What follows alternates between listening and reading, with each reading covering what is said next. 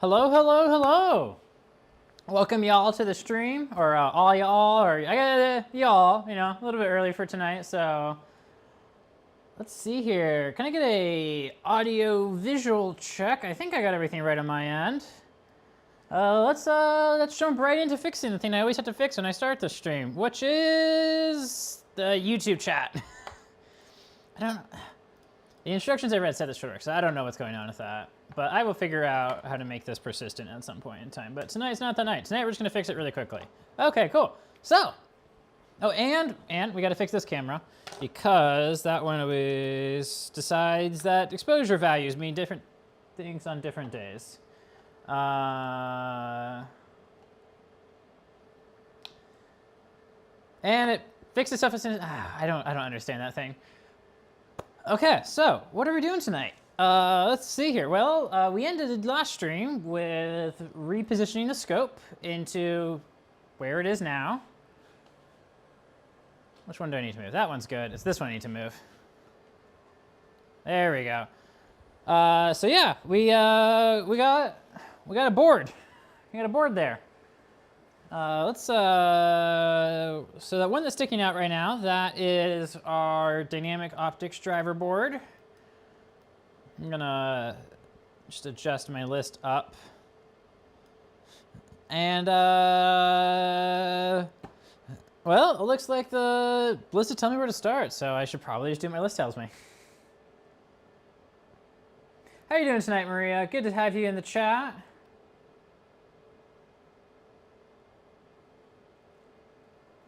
Let's see here. So, external inspection and photos. Well, I already took the plate off, but I did that a while ago. So, Maybe we'll modify the list on this one slightly. Well, you know, we'll document it as it is, and then we will determine if we are going to go any further than we already are. So, I like this plan. Let's bring this tripod up.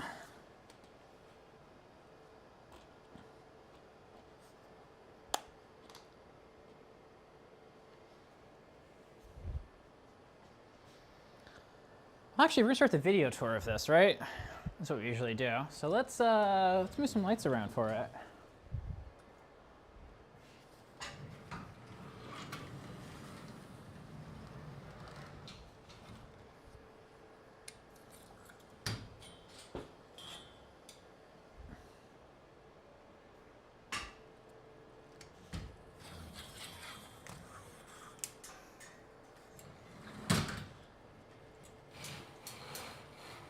This carriage does not roll as well as all the other ones do.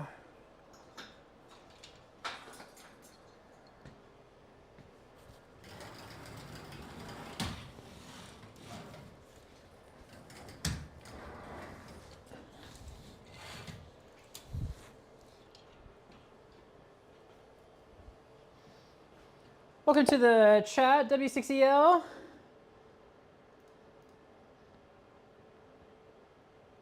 How is your scope doing? Are you still working on it? We can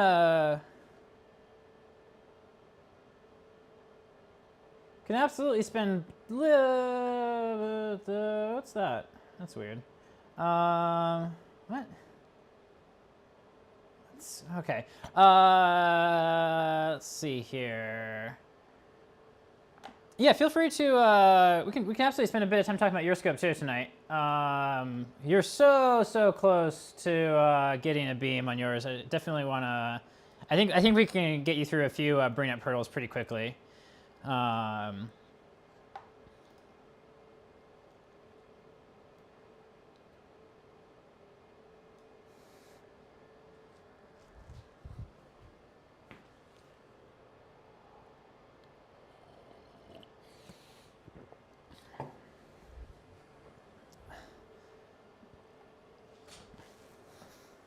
Oh, we got all hams in the chat tonight, hamming it up.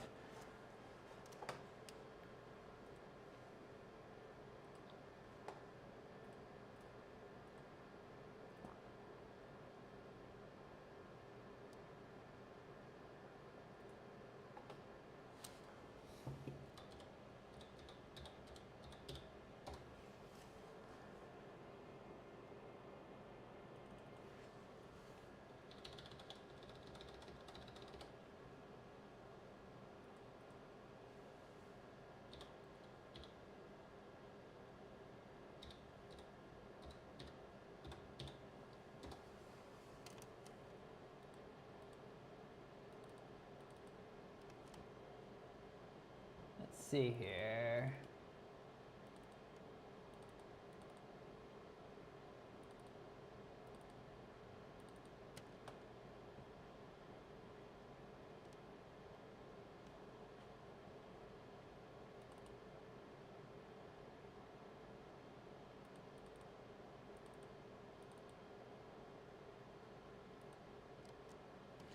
Okay. So you're not seeing any structure, you need more electrons. Okay, so what's your filament heating current right now? So you said you're running like 600 milliamps? That seems really low. I don't think your filament's nearly saturated.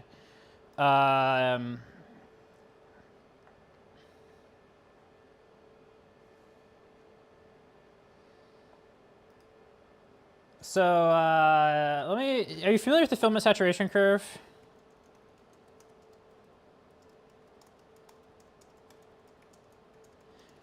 I'm gonna scare you a little bit, and I'm sorry. But this is good.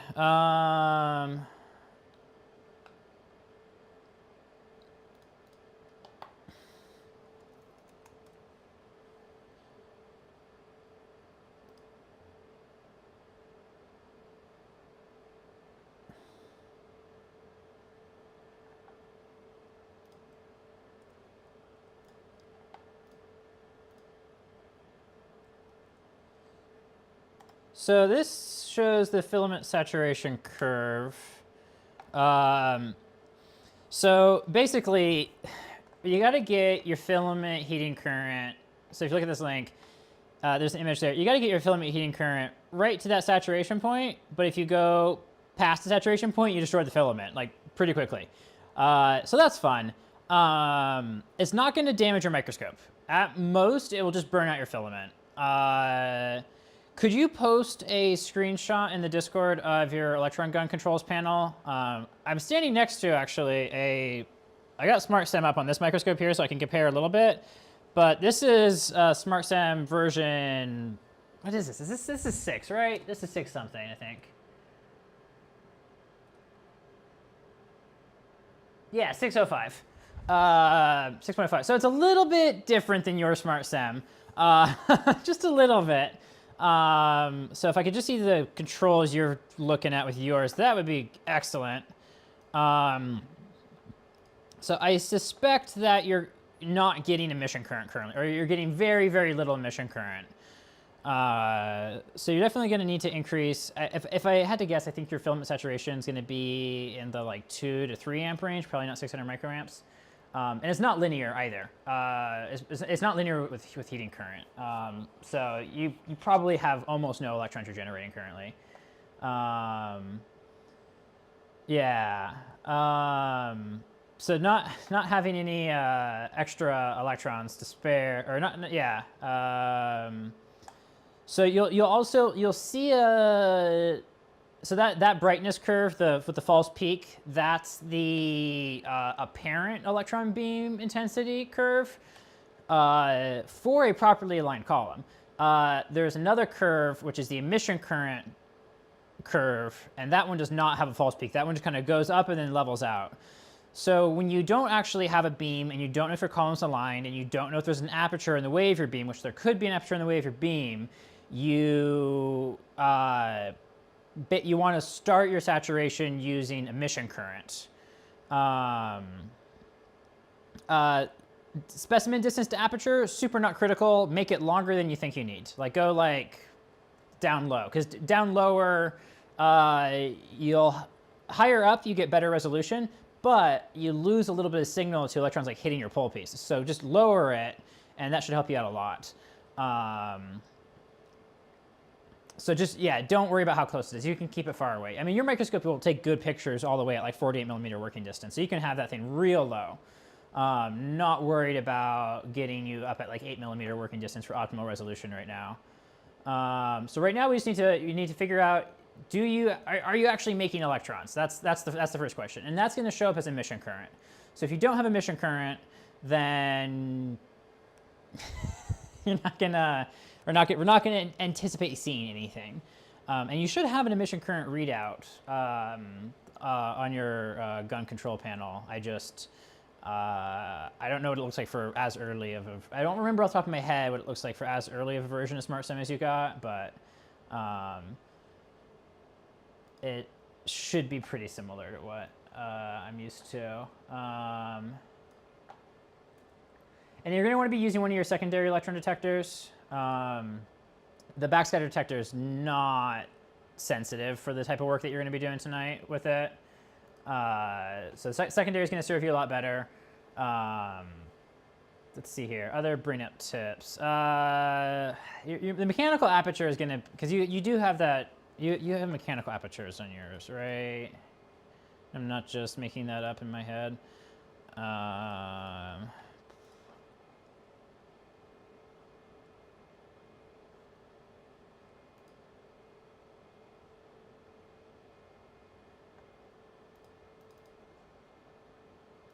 I thought there was a thing that let me look at all the pictures posted in a channel. I know there is on mobile.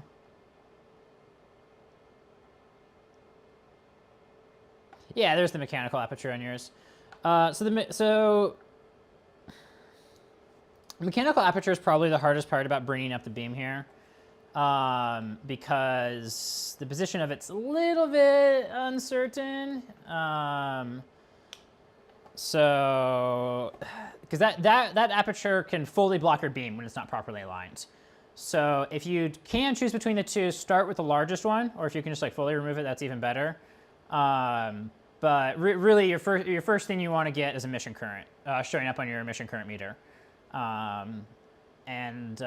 If you, as you turn your filament current up, if the emission current stops going up, stop there.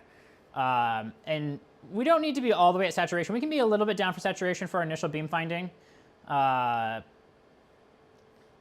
Yeah, and then another thing you're going to want to check is your condenser lens setting. We're going to want the highest current beam possible.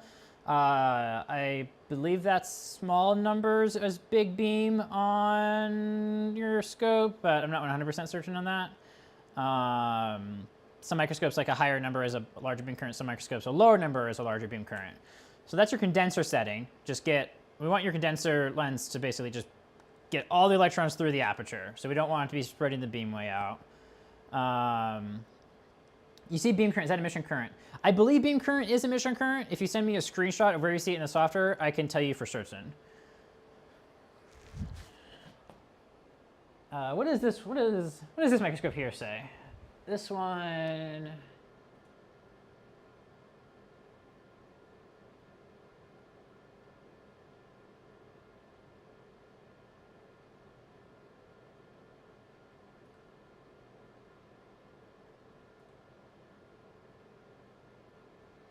That one calls it extractor current. I believe beam current is what you're looking for, but is it on the? If it's on the gun page, that should be what we're looking for.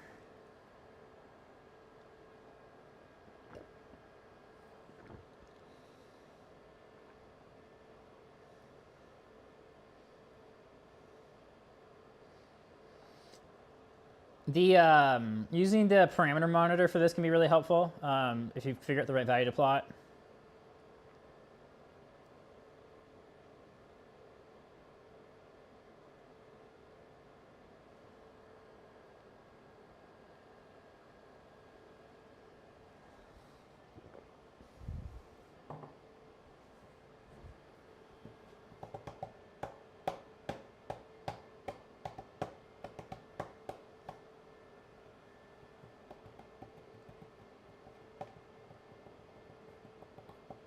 Let's see here. Do I?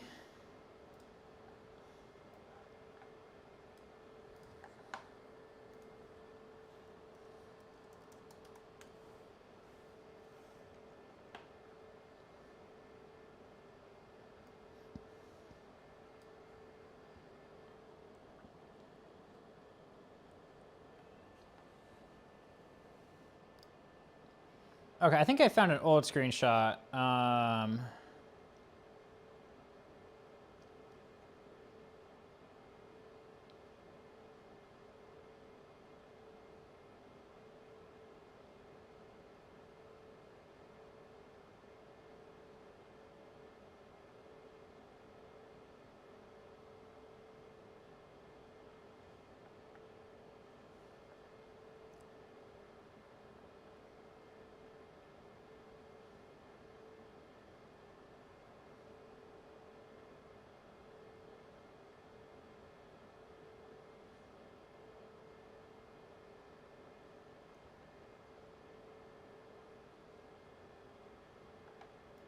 Let's see here.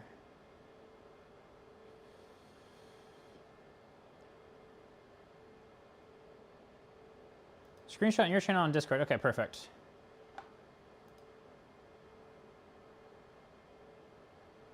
Okay, yeah, okay. Cool. So detector SEI1, set your collector bias up to maximum. That's going to be fine. Right behind your collector bias, your collector is a 10,000 volt voltage in your chamber. So like this, like plus minus 400 volts is like nothing compared to the 10,000 volts that's right there. So yeah, just set that to maximum. That's going to make sure we get do the best job of attracting all the electrons. Okay, so selecting the aperture size here doesn't matter as much. This is just kind of telling the microscope which one you are using. It's not really, actually like changing anything about the microscope. So, and then So yeah, 50 micron aperture is gonna be fine. So select that, and then on the gun page, yeah, you're good to take your beam state and put that into like operation. Oh, maximum what? Collector voltage maximum. Collector bias. So collector bias to the largest positive voltage. So electrons are negatively charged. So positive voltages attract the electrons towards your detector. Negative voltages repel the electrons away from your detector. So maximum voltage there.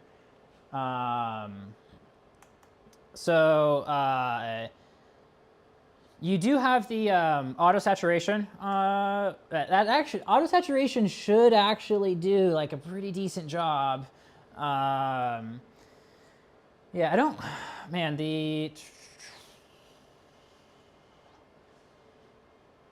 let's see here. Yeah, I don't know which one's reading out your emission current, or if any of them are for sure. That's interesting. And slightly annoying. So when you turn your system on, so beam state to on, I guess is probably what it is. Filament I, at the top there, does filament I match filament I target? So like if you set 295 microamps, will it say 295 microamps there? Or does it like stay low?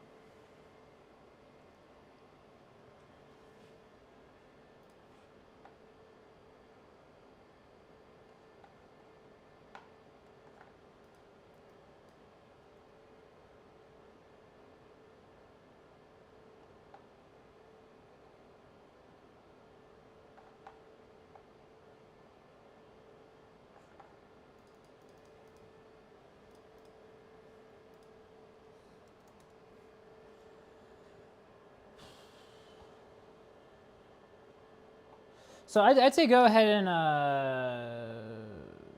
but it's like, so okay, so it just like lags it, but it's matching it. Okay, so but if it basically matches it like 1 for 1, that's just a readout of what's actually flowing through your filament. That is not an emission current meter. So that doesn't necessarily tell us if we have electrons going down the column or not.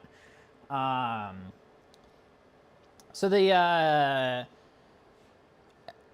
I believe the power supply in yours has the circuitry inside to do a good job at doing an auto saturation.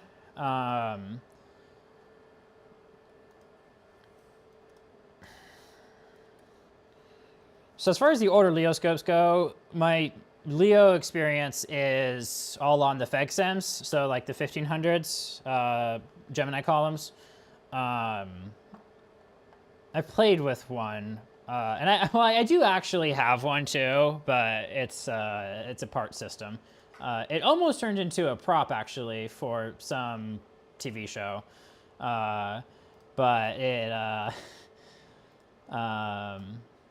And then I've used newer thermionic, like the next generation platform from Zeiss, but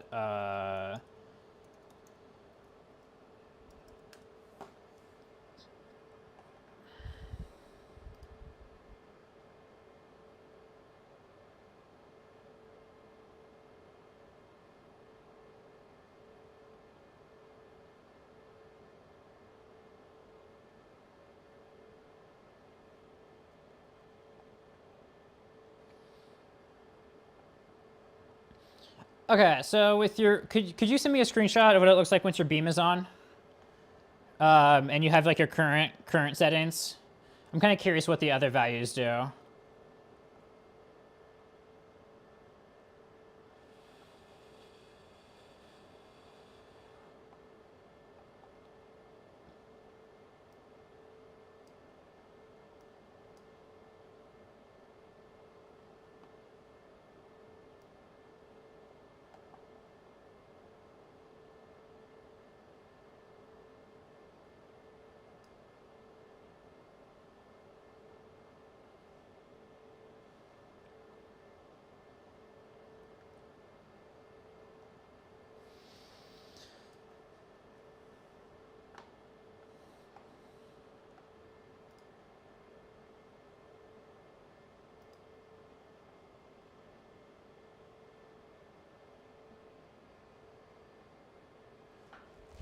Let's see here.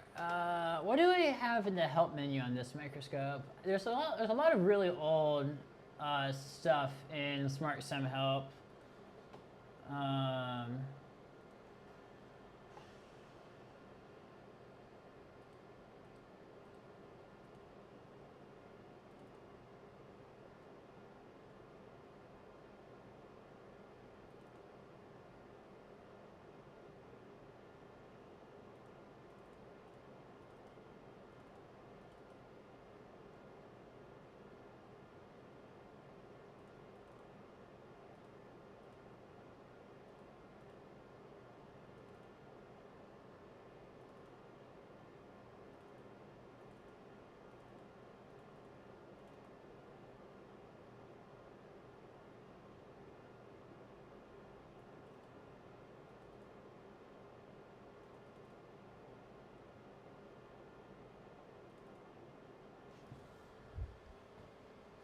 Is there a recommended spot size? Okay,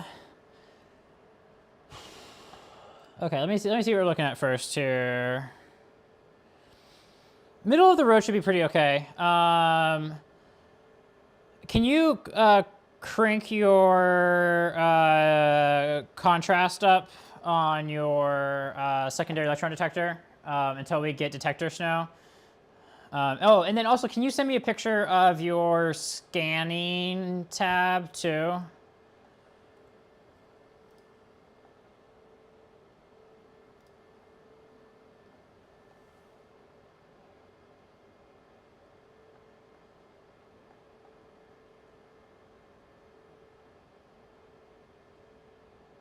Cool. Yeah, scanning tab should be pretty helpful. Let's see here.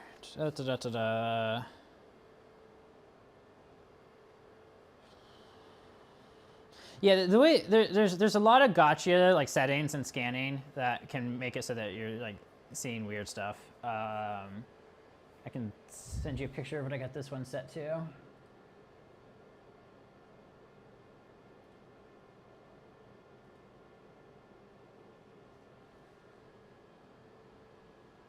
But here, I'll just wait for this one first. So it looks like you do not have an emission current meter, which is unfortunate.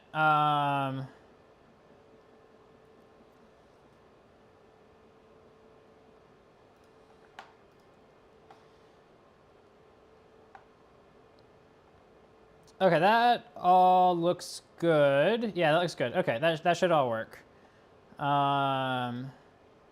So are you getting detector snow currently? Yeah, like if you're getting detector snow that responds to contrast changes.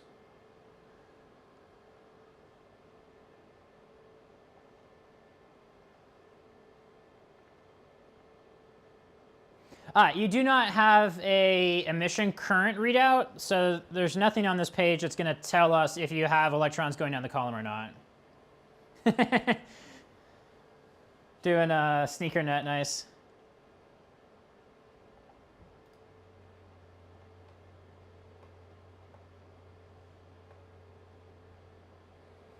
Let's see here. Do you want to get it on Discord?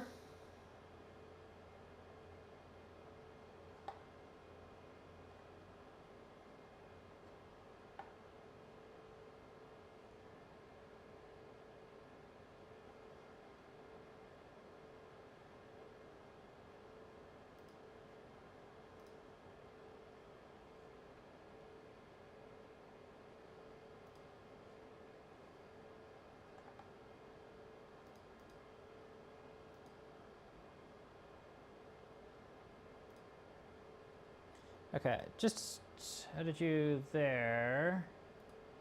So I should be able to make this work. Hopefully OBS doesn't lose its mind at me doing this. I should be able to do multiple devices.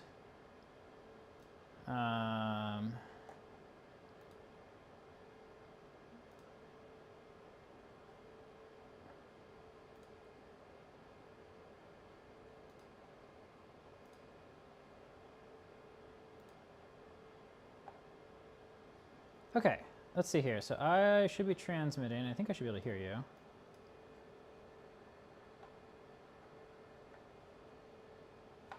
And then I can throw this up on my screen too, or on the stream here if you're okay with that.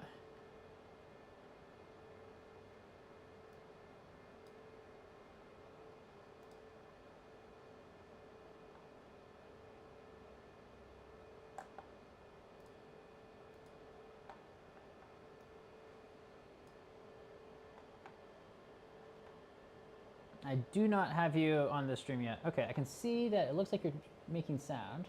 Oh, that's me making sound. Okay, that's not you.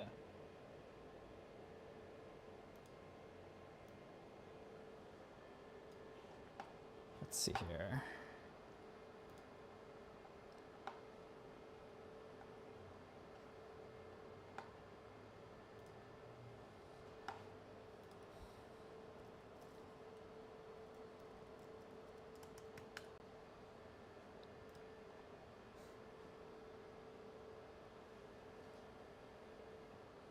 So we'll take that one out.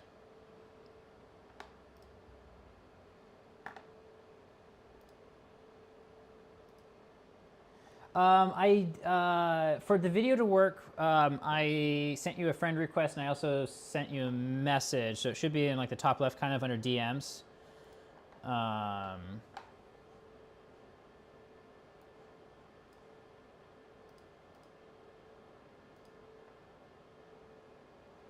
Okay, I see a notification from you, so that's a good sign.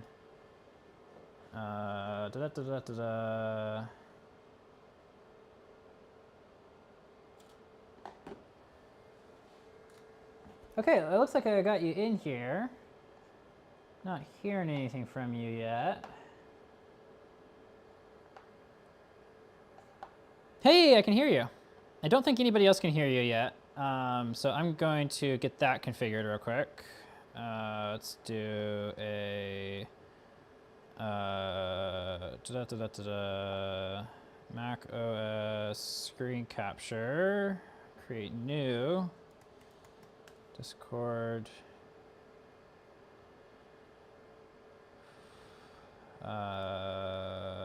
application capture, method, application, Discord? Oh, it's on the other monitor. Hey, look, we got Discord now in the stream. Check, check, 1, 2 from Discord okay, audio. So I can hear you. I can hear you. They can see you if you were broadcasting something, but they definitely can't hear you yet. I'm still working on that. Okay, they can see you now. They cannot hear you yet. We're almost there. I got to add one, because it does the audio capture separately than it does video capture, so. Okay, let's add one more thing. Let's add a Mac OS audio capture, create new. Yeah, I do want to save changes. Application audio capture, application Discord. Oh, you can hear. You can't. Oh, so we're working. Okay, cool. Look at that. We're doing great. Okay. So we've got. I've been reliably informed that we actually do have audio working, and that I did not have to make this complicated. Okay, that's good detector snow. That's exactly, yeah, you're right. Video is so much easier for this. So that's what contrast cranks. If you lower contrast, does that go away then? Yeah, okay, that's really good. Okay, so let's leave our contrast cranked for now. That's gonna do good. And then let's, okay, let me get my mouse back here. Okay, so let's go to, let's see here, apertures, and then go to emission. Okay, so that's put the microscope into emission scanning mode now. So what it's doing now is, instead of using the scan coils to scan the beam, it's using the gun alignment coils to scan the beam. So this is gonna so this is covering a wide range of possible gun alignment values. So this should help us see a beam even if we don't have everything like perfectly aligned. Okay. So let's, so our filament current down there, let's go ahead and slowly increase that up to 1 amp. That should be pretty safe.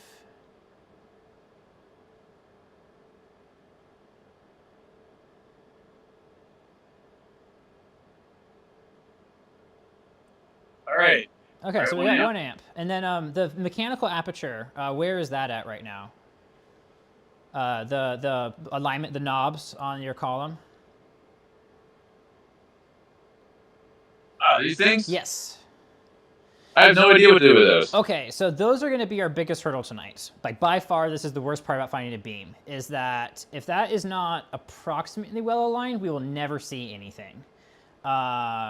So to start with, your knob on the left side, I would just set that to the center of the range. So pull it all the way out, put it all the way in, see what the, like you don't, the center of the range is not necessarily what it says on there.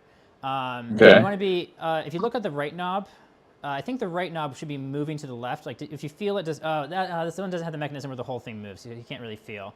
But as you turn it, as you move it out, you might feel it all of a sudden gets like easy to move out. That's because you've like disengaged from the aperture rod. Okay. So basically we want to find the extremes on that. Have you touched these at all, by the way? No, I haven't. Okay. So we're just going to center this one up. We're going to assume that maybe the other one was left where there's a beam. So have you felt any changes or? Not really. Okay, so as you go back in, you might feel somewhere where it like contacts it and starts This is moving. the end of the micrometer. It doesn't go any further than this, so I'll try just going back start in going now and in. see if you feel it where it like the micrometer engages with your aperture rod.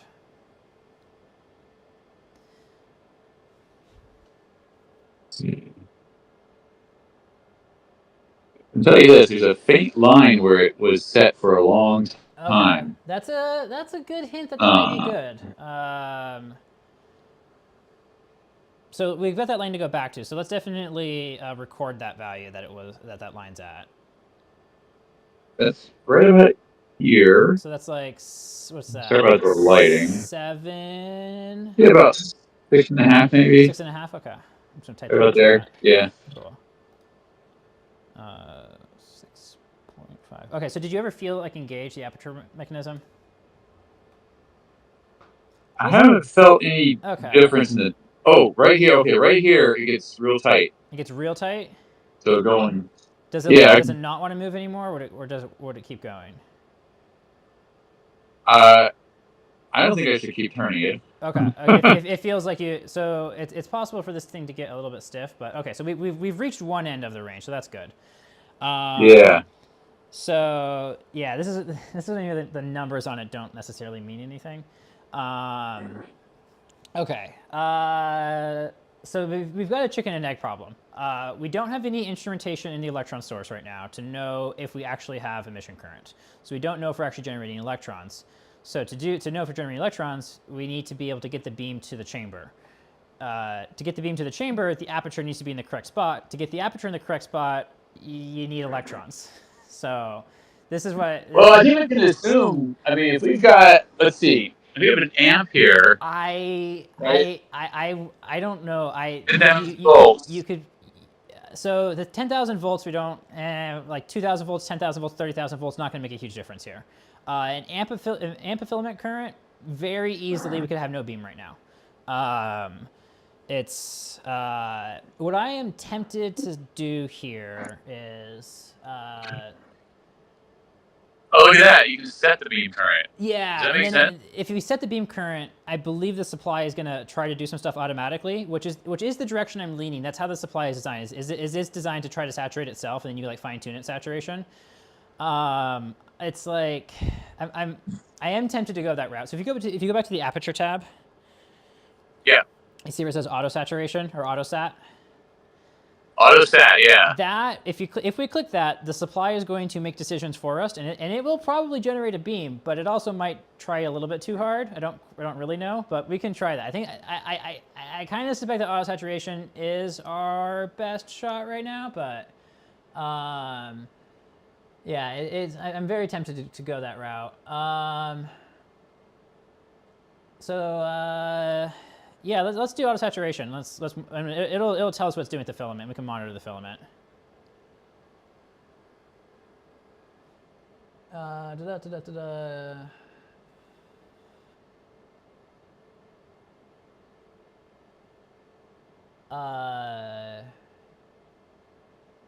Do yeah, auto saturation enable. I don't understand these intervals. So the Old. when you put a new filament in, it you need to like change the saturation more frequently. So what this is doing is it's oh this should let us click autosat. Okay, so it basically it's how often it tries to run through the optimization algorithm. Okay, well that's not doing anything.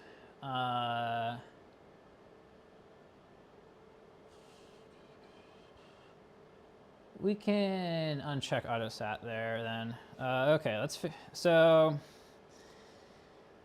if I had to guess where we're gonna get a beam, I'm gonna guess it's around 2 amps, just based on where you tend to get a beam with tungsten filaments. An amp is pretty conservative. Let me just look up anything here. So it's a strategy to crank that up to where you definitely have something coming out, and then to start turning this knob until you see something. It's basically yeah, that's basically the strategy. But you kind of have to do both knobs at the same time, unfortunately, which is rather annoying. Is this just like X and Y? It's X and Y exactly, and there's a physical aperture at the end of that, and you're like moving those apertures. There's actually 2 apertures at the end of that. Okay. And that's why you have the 2 apertures you can select. So do you want to record the value on your y-axis one too? Yeah, I guess we could. We'll call this one coming out the Y. Yeah, I think that makes sense. I believe that is Y. I'm not 100%. Like microscope coordinate systems are different depending on the scope. So this is, I believe this would be called 0.1.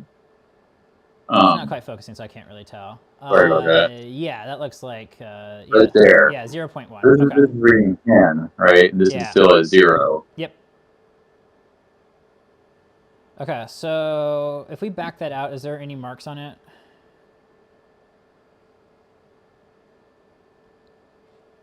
That one's pretty long because that one is I believe that's the one that selects between your 2 apertures. So that has like 2 valid positions in it. The mark would be. I'm trying another light here. Hold on a second.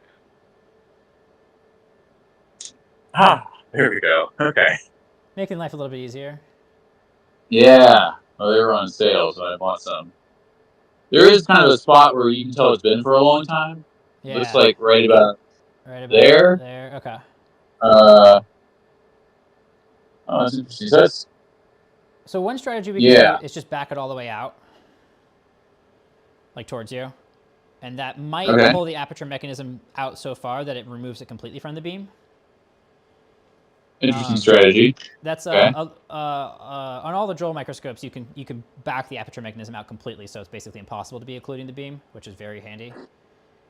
Yeah, that would be good. Yeah, I do have photos of what that thing looks like somewhere because they've used that mechanism for many years. Oh, cool.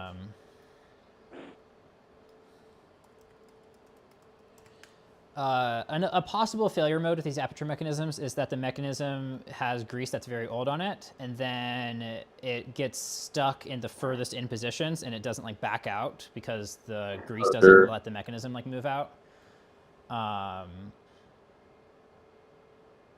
Do you see anything on screen? This is out. No, it's about the same. Okay. Yeah, we would expect to like see something pretty bright. But yeah, let's just keep backing that out all the way. So this is off scale now on here. Very keep going off scale, I guess. Very oddly echoey audio. I don't think I've got a feedback loop because the audio is not playing through the speaker, so I think we're relatively okay. Let me hear. I'll listen to the stream real quick, and I will see if it sounds like it does to me. I have your audio turned up pretty loud on my phone here because the cooler is like making all kind of noise, plus the roughing pump. Okay. I do hear the echo that Griffin is talking about. That is definitely on my capture end because I don't hear that echo. So let me figure out why that's doing that.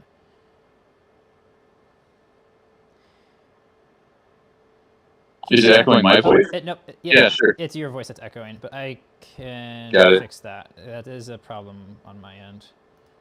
Okay. Okay, I think I fixed that now. So if you say something, it should be okay now. All right. Test 1, 2. Are we all right? I think we should be now, yeah. Okay, cool, yeah. I added 2 audio captures unintentionally, so. Oh, So there you go. let's leave that one all the way out, because I think that will back it out from the beam. Because we don't, like, at this point, that aperture is going to help with resolution. We don't care about resolution. We just want to see a beam, so. Because once you know you have electrons, then it's going to be much, much easier to align this aperture. Okay, Monochroma reports that we have fixed the audio. Alrighty. So here we are at out like that, past the scale. Sounds great. Or looks good. Lets me go a little further if you want. Yeah, that should be fine. Okay. Yeah, I don't think it's gonna matter at this point. Okay, that's probably. At this point, that's not gonna matter. Did it hiss? It did something and it went all black, and I heard a relay click. Oh, okay. So I know what happened. We let a little bit of air into the microscope. That's okay. I'm not that worried about it. That's a good sign. That's a good sign because it means your aperture rod is moving. So I'm like, okay, that verifies that we've got that. Okay, so that's so that we've got that back as far as we want. What's the check the electron gun settings? It might have turned your source off. Yeah, it did. You're right. It turned off the source, but the vacuum is still good. It looks like it would have been a very small vacuum burst. Okay, so we can go ahead and turn our source back on, and we're gonna leave. We're just gonna leave. We're not gonna back that out any further. We've backed that out as far as we want to. Okay. You know, there is a utility here called like gun utility. I wonder if we should just see if that gives us more information. Gun utility is there's a field gun emission monitor. version of it.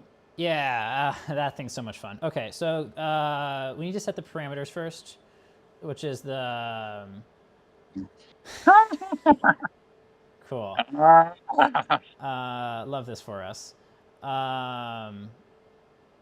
Okay, so the top, so the 5th button from the left should be the parameter button, I think. Oh, from the left. Yeah. Okay, probably just. One more. Cool. And okay, there we go. Okay, so then. Oh, look at all this stuff. That is the field emission one. But we can try. So filament, yeah. There's a lot of different. So anything. This is also known as parameter monitor. This is also available in the service center. Anything that your microscope has as a value can be plotted here. So you can plot. Like your scan speed, you can plot how zoomed in you are, you can plot your alignment offsets. So let's go ahead and hit the play button, or I think the green button starts on this one. All right. And then that should plot something maybe. Most of those values are field emission values. Gun monitor is used a lot more for field emission microscopes than it's used for thermionic microscopes. So what lines do we have on screen right now? Yeah, they are. If you hover over them, it should tell you. Yeah. The blue one is the filament, showing about an amp. This one up here, voltage, ETH voltage. Okay. So in 10 kilovolts, and down here at the bottom, what is that? Extractor current. Yeah. 0. You don't have an extractor is the thing. Okay. So that's the FEGSEMs have the extractor. I was hoping that we had a emission current, much like extractor current. What is the iProbe here? iProbe is so there's 2 things that make up your, the amount of current that makes it to your chamber. If you change your spot size, iProbe should change. So iProbe is iProbe is how much current is actually making it to the chamber, and the microscope is calculating that based on the size of the aperture you have selected and what your spot size setting is. So your spot size setting doesn't change any source parameters. It just changes the condenser lens current in the upper section of your column. All right. So if you you can go ahead and take the spot size and set that up to the maximum value. Because that is increasing iProbe. Yeah, okay, so set that to maximum, and that gives us the best chance of seeing a beam.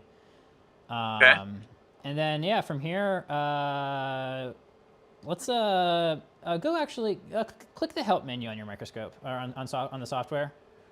I just want to see what it says about AutoSat. And then Leo help. There's actually a fair amount of documentation in here. Okay. So let's see if we can find a saturation guide for this theme specifically, because I can keep taking guesses, but if it's got good instructions on it, then let's look for that.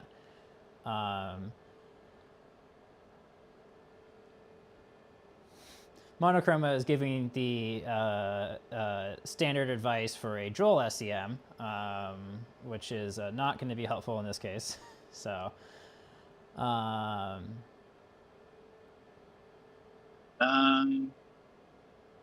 Filament current setting tungsten. Yeah, okay. Oh, it is. Hey, it's got a little thing here.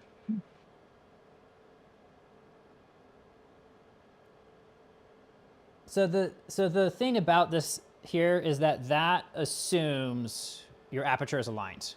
If your aperture is misaligned, you will not see anything here. Like an initial, like the first Bringup is really the hardest one, because because anything can be so far off that we wouldn't be able to like find the beam. The other thing that can be blocking the beam is your backscatter detector, which is why I wanted to try to get that pulled back from the chamber, because yeah, we got that. Oh, so that is fully retracted. Yeah, nice. It's out of the way. Okay, sweet. Okay, that's great, because it's just one more variable to mess with that we like when we're trying to do initial beam finding like this. We just want to minimize variables. So the thing I don't know for sure on your system is what a moderate filament current setting is. If I had to guess, I'd say it's 3.2 amps, but that's just me guessing. I don't really know, and if I'm wrong, we could blow up your filament, which I don't want to do to you.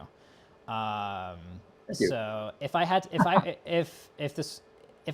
guess, I'd say that we're probably going to hit our false peak around 2.8 amps, maybe. So we are pretty low from that. I know 1 amp we're not going to damage your filament. 2 amps, I don't know if we're going to damage your filament. 3 amps, I don't know if we're going to damage your filament. I don't think we. I mean, the requirement is you're able to see it, right? That's how much we need. That's how much we need, but we could keep turning the filament up and up, expecting to see something and not see something because your aperture mechanism is in the way still, and we don't realize that.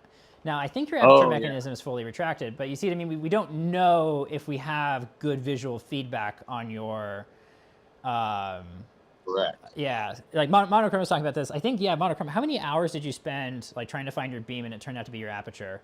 My first time bringing up a beam on a certain Joel microscope, which was 840, which is a really standard Joel column, I think I spent like 3 hours trying to find my beam, and eventually I got the thing, I was like aligning the thing using like the X-ray detector and like getting like X-ray counts, which was silly because I was just like blasting such a powerful beam. It was just like sending X-rays through the aperture.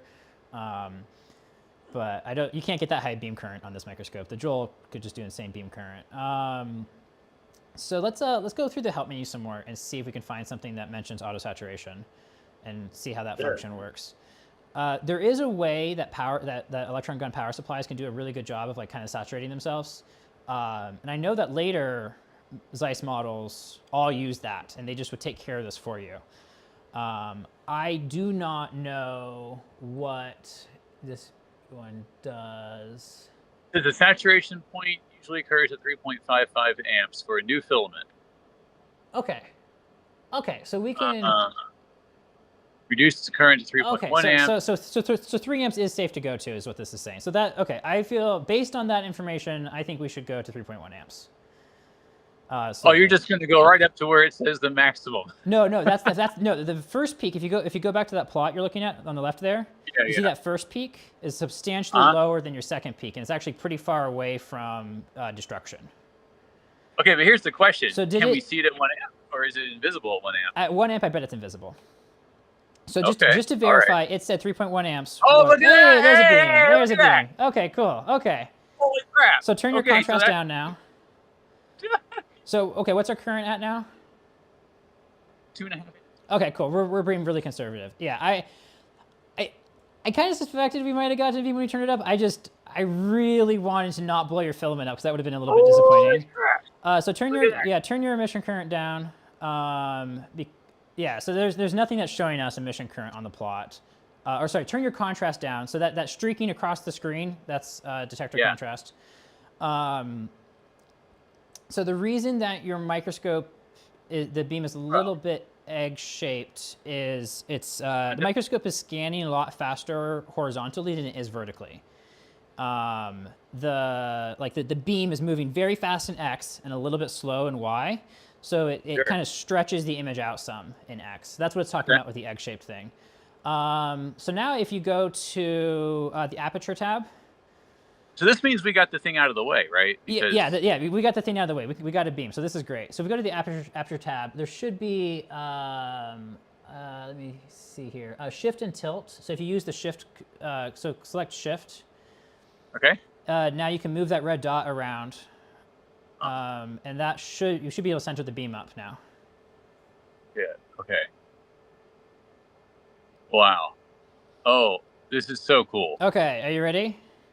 Yeah. So let's slowly increase our filament, or actually turn contrast down some. We want to be able to like resolve details in. Yeah, there we go. Okay, cool. Yeah, that looks pretty good. Okay, so now let's now we're gonna start increasing our filament current a little bit more. So we're gonna go for a first P saturation, and then we want to do that while watching what it does. And basically, the spot should basically just start to get like smaller and smaller.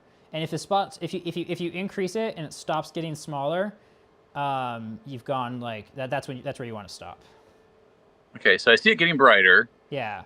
So if it stops changing, or if it gets completely bright white, just reduce your contrast some. Okay, so we'll keep it kind of in the zone where we can see it. Yeah. Keep the contrast in the zone where you can see it, and then once you get saturation is when you get to the point where when you increase filament current, it doesn't get any brighter. And that's the place where you want to leave it. Is that what you're saying? Yeah. Well, it's if you go, you don't want to. You want to go to get to the full saturation is where you get to the point where if you increase it anymore, it doesn't get any brighter. That's there's a bunch of different ways of saturating. We're just kind of getting it close for now. We're not going to do it super precisely. Hey, congratulations. You've got a beam, your electron source is working, your high voltage supply is working, your detector is working, and at a minimum, you're able to scan your alignment coils. Wow. I think this is the spot. It's not, okay, I don't see any change. So go ahead and go back to aperture. Got to have our notes here. Yes. All right, let's see. Apertures, okay. And then click normal, and that's going to take it out of emission scanning mode. And now turn your contrast down. Yikes. Huh? Okay. All right. And then go ahead and zoom all the way out.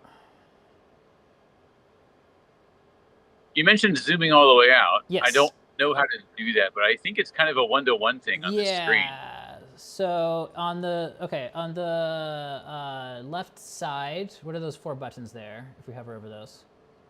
Yeah, we got the condition restore, load state, specimen change, emission gun align, KV, spot size, and show variable pressure panel filament target. As we keep going to the right, what do we get? Or what are the next ones? Okay, these are like different scan speeds, basically. And this is plus or minus the same thing. Pause it.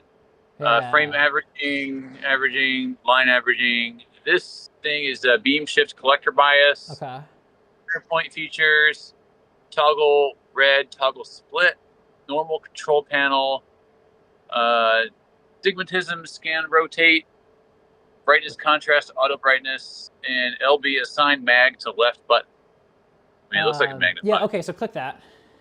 Sure. So now click on your screen, and then drag it to the left and right. And that's how magnification works. Yeah, that's magnification. Freaking moves. So so I think all the way to the right is zoomed out. So let's go all the way to the right to zoom out. And then I think right click, if you click and drag on your screen, is focus. Or middle mouse button. Do you have a middle mouse button?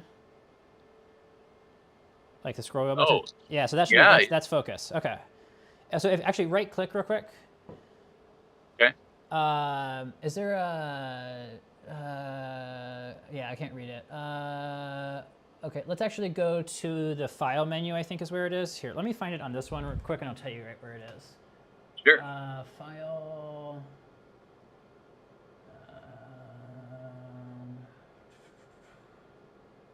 Do you have a tools option?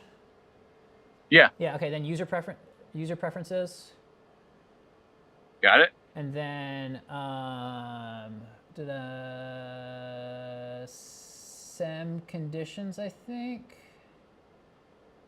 Ooh. Okay, it's not there. Basically, what we can do, there's a place you remap the middle mouse button to the right mouse button, which can make focusing a lot easier. But if you're comfortable like holding down middle mouse button a lot, we can just stick with this for now. But we can remap. I always remap it to the right click because it sucks a lot less. So, so yeah, go ahead and hold the middle mouse button down, move it around, and you should be able to get it focused. Now, is this an up-down movement or left to right? I think it's left to right, but you'll figure it out. Oh my goodness, yeah, left to right, and that's something.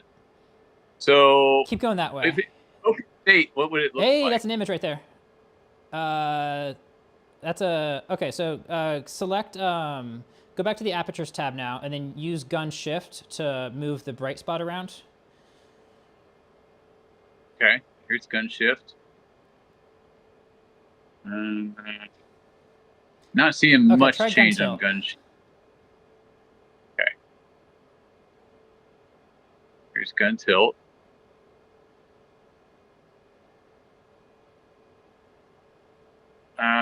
Very minor changes. Okay, so we're not. Let's try the aperture mechanism. Try moving the aperture mechanism on the column and see if that. Sure. So we've got something occluding like half the image right now. That's like physically in the way of the beam, I think. So we've either got an alignment issue or we have something physically in the way. What did you expect to see here? Okay, can you move your stage right now, or go back to where you were focused? So that left part there, go back more the other way, that way. Yeah. Okay. I think the image is in focus right now. See that top left corner? Yeah, you're right, dude. Yeah, so that's that image should be covering your entire screen right now, and we just got something that's blocking the beam. So if you move your stage right now, is your stage joystick hooked up? Yeah. Mm-hmm. Okay, so go ahead and move your stage in X and Y. You should see that thing move. Oh my. Yeah, so that's your stage. So, but you can see we're something's just like blocking our image right now. So I currently suspect this area here. Exactly. I bet that's your aperture mechanism. Okay. So we can go back over here and fiddle with that, I guess, right? Yeah. And we should just be able to directly see it change on screen. So let's not back that one out anymore. We don't. we know what happens when we do that. So I would start with your horizontal one. For some reason, I suspect it's the horizontal one. Yeah, let's try moving that one. Yeah, and then let's see if we can. And if we look at the screen, we should be able to see if that line is moving or not. So I don't know if you can see that, but it's we can see that pretty well. It definitely got darker in one direction, and there's like a sort of maximum to the brightness. Okay, so let's put that at the maximum, and then let's move the other one in. Up here. It seems to be right around here. This is so cool. Thank you for helping me with this. Oh, no problem. All right, so we're gonna turn this in. I think so. And it's gonna like disappear, but then it'll come back, I guess. That's my theory. Okay, here we go.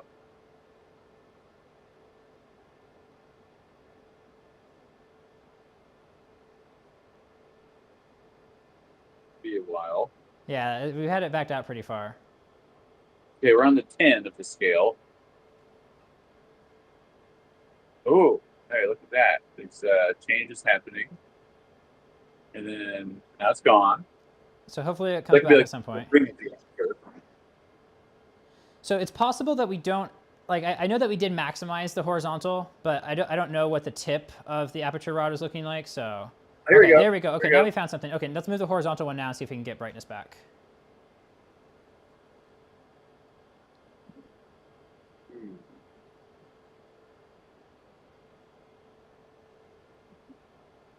Yeah. Okay, so so we still got some kind of an occlusion going on. So possible thing, yeah. I'm just gonna run it through all the way real quick. Yeah. That's not a bad idea. But based on the fact that we never got brightness back on the right side of the screen, that it's like we saw the left side of the screen go like dark and bright and never see anything different on the right side of the screen. That kind of makes me think that the aperture mechanism wasn't having the effect that we wanted.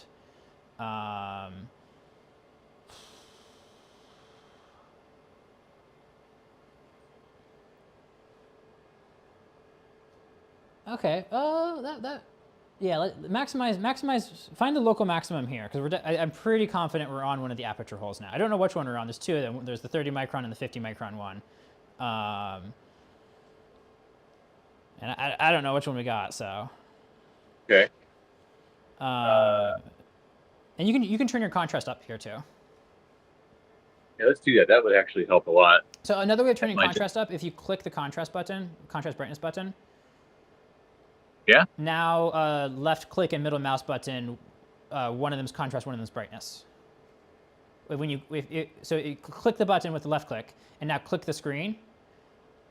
Okay, the middle button. So wow. So if you middle mouse button one of those buttons, it does the auto. If you left click it, it assigns those functionality. So now if you left click it, now you click on your image and drag the mouse around, it'll adjust it that way. And then the middle mouse button will adjust the other one. Oh, how about that? That's how this microscope works if you don't have a set of knobs for it.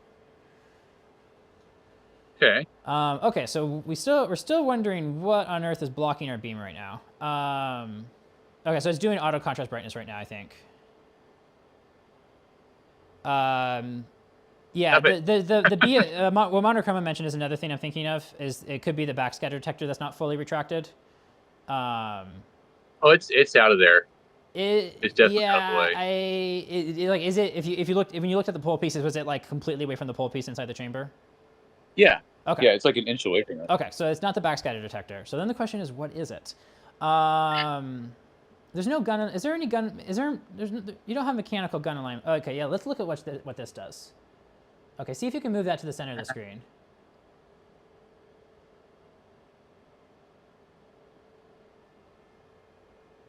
And then I'm going to try the other control just to see. Yeah. Okay. So it kind of does this. Are you touching it right now? Like, is it? I'm just putting the knob right here. So was it doing any kind of motion on its own? I'll tell you what this looks like.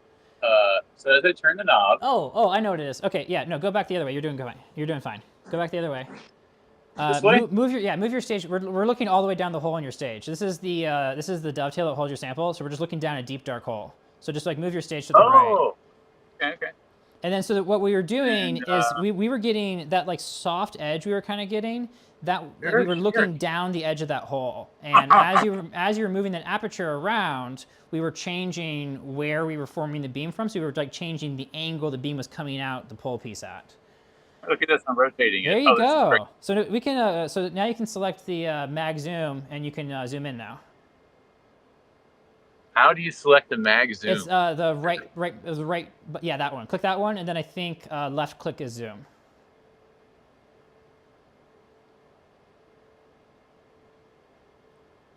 Hey, there we go.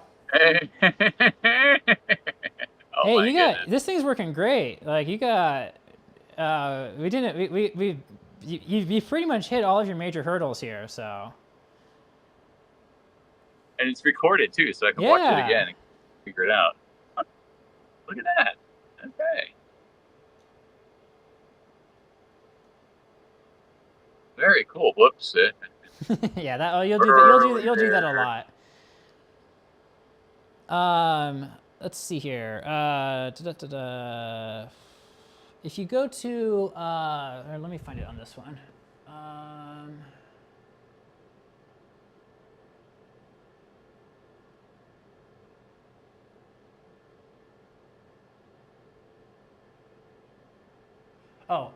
If you go to scanning, this is just kind of a useful thing that'll show you how some stuff works on here. If you go to scanning, click line scan. Yeah. Yep. Okay, so now play with brightness and contrast. So this will show you what brightness and contrast does. So brightness is a DC shift. It just moves the whole signal up and down. Okay. Contrast expands the signal up and down. But it also shifts it up. So bring contrast up. It's going to go off scale, and now bring it back down with brightness. So the idea is you want the signal to be between the top and bottom of the scale. So bring brightness all the way down. It's just not changing at all. Now bring contrast down. Your contrast is too high. Okay. So now bring brightness up, contrast down, brightness up, contrast down. You see how tall the signal is right now? That means contrast is way too high. Wow. Okay. Oh my goodness. I can see why they want knobs for this stuff. Yeah. So keep bringing contrast down. Okay. I'd bring contrast down a fair bit more and then bring brightness back up.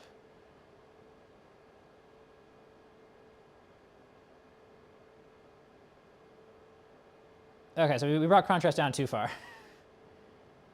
You see how flat that signal is? Yeah. So if we increase contrast, we'll watch it like stretch out vertically. Definitely. Yeah. Look at that. So contrast is actually inside your photomultiplier tube on your secondary electron detector. We're changing the amplification, like we're increasing how much gain there is in the detector. Yeah. But brightness is in your image process, or is in your detector controller, and it's just a DC offset. It just moves the signal up and down. It doesn't actually change the parameters of your detector. It's a little bit different for your backscatter detector. This kind of all applies for your secondary detector. But so that's a pretty well optimized signal now. Like we're not losing any information on the top. We're not losing any information on the bottom. So that's the whole 0 to 255 right here? Exactly. Yeah, exactly. Okay. So now if you turn line scan off, we should have a really good exposure. Yeah. Oh, there it is. Yeah. Wow. And you don't have to use line scan to do contrast and brightness every time. It's just convenient. So I want to show you another trick for line scan. If you put it back into line scan now, now let's go to the gun parameter window and decrease your decrease your filament current slightly. So we're at 2.432 amps here. So yeah, just use the arrows and just like kind of decrease it slightly. But while watching the line scan plot. Okay. So if we just nudge this a little bit. Yeah. What's the line scan do? You see how it's going down? Oh, it falls down. Yeah. So this is a very precise way of saturating. Is now if we keep increasing it. So if we increase it further, does it stop changing, or does it keep what does it do? It doesn't get more. It keeps going up. Saturated. Okay. It doesn't. It doesn't. Okay. So bring it back down some. Yeah. It's doing a little bit. So if I find the spot where it starts to change, it's pretty much where we had it. Right around here. Yeah. Okay, so you see, you want to be right on that edge, and this is a very precise way of doing saturation. So this is the same as dip tuning on a vacuum tube amplifier. Very similar, yeah. Except there's a false peak here that can really trip us up. So. Yeah. So the line scan is very helpful for, and it actually, if you grab the green line on screen, to move it over to the effect. Yeah. Or whatever this is. Look at that. Yeah. This thing. Go. Nice. Yeah. Wow. Yeah. And so if I wanted to see that, I could optimize the gain for just that one thing. Exactly. Yeah. Cool. So let's do an alignment cycle real quick. Let's see how far we can get this thing to zoom in. Okay. So let's take it out of line scan. All right. And then let's find. We want to find a good target. So that's a speck of dust. That speck of dust is like probably charging up, which is kind of making it dark in the area around it. It's just going to make everything kind of weird. So we want to find somewhere with like a really nice edge or a really deep gouge or something that's got very high contrast. What do you think that is? Maybe dust. The fact that it's so much brighter makes me a little bit suspicious of it, but it's hard to say. Okay. The edges of things are usually a really good place to find stuff, especially edges that face your electron detector. I don't know what direction your detector is on the chamber right now, but that looks like a pretty good spot right there.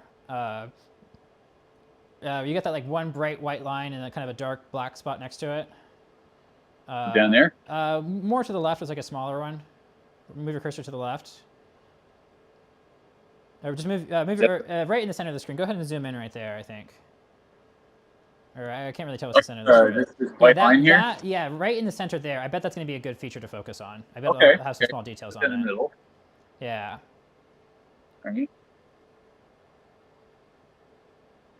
Okay. So let's go ahead and zoom in on that. Hit this button, and then left click, and wow. Yeah. And now middle mouse button, we can focus.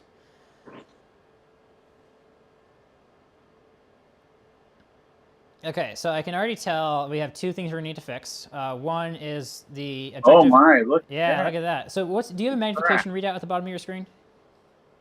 No. Oh yeah, 608x. 608x. Okay, so optical diffraction limit for an optical microscope is between 1,000 and 1,500, assuming this is using the Polaroid 452 standard.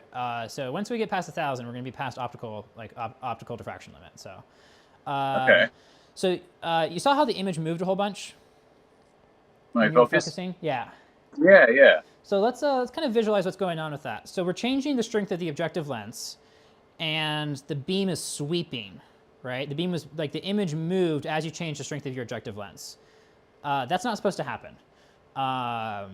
So there should be, I think, on the aperture tab, if we go to that tab, is there a focus wobble, I believe? There is. Okay, yeah. Let's turn that on. Okay. And then increase, okay, see it? Okay, perfect. So we got good motion there. So now your objective aperture knobs, the two knobs on your column, we're going to use those two knobs to eliminate this motion. Oh, okay. Okay, I got you. So ideally, it can focus without changing its apparent position. Exactly, and we'll be able to find that. So what's happening right now is, so we have your objective lens, right? Electron beam enters the objective lens, and it doesn't just go straight out. So the objective lens is at the very bottom. Very bottom. It's the cone in your sample chamber, right? So what we're doing right now is we're changing the strength of your objective lens. We're increasing it, decreasing it, increasing it, decreasing it. It's doing that automatically. So when the beam goes through the lens, all the ray diagrams you've seen, it's like, oh, the beam's diverging and the beam converges, right? That's what it does in glass lenses. In electron lenses, it's actually going in, and then it spirals. It's like a spiral path it's taking. So what's happening is, as we change the strength of the objective lens, our image is actually rotating. And actually, if you go back to the there, go ahead and zoom all the way out. Let's see. That's left click. Okay. So all the way out. Oh my! Oh, it's making me seasick. Yeah. So you see how it's actually rotating?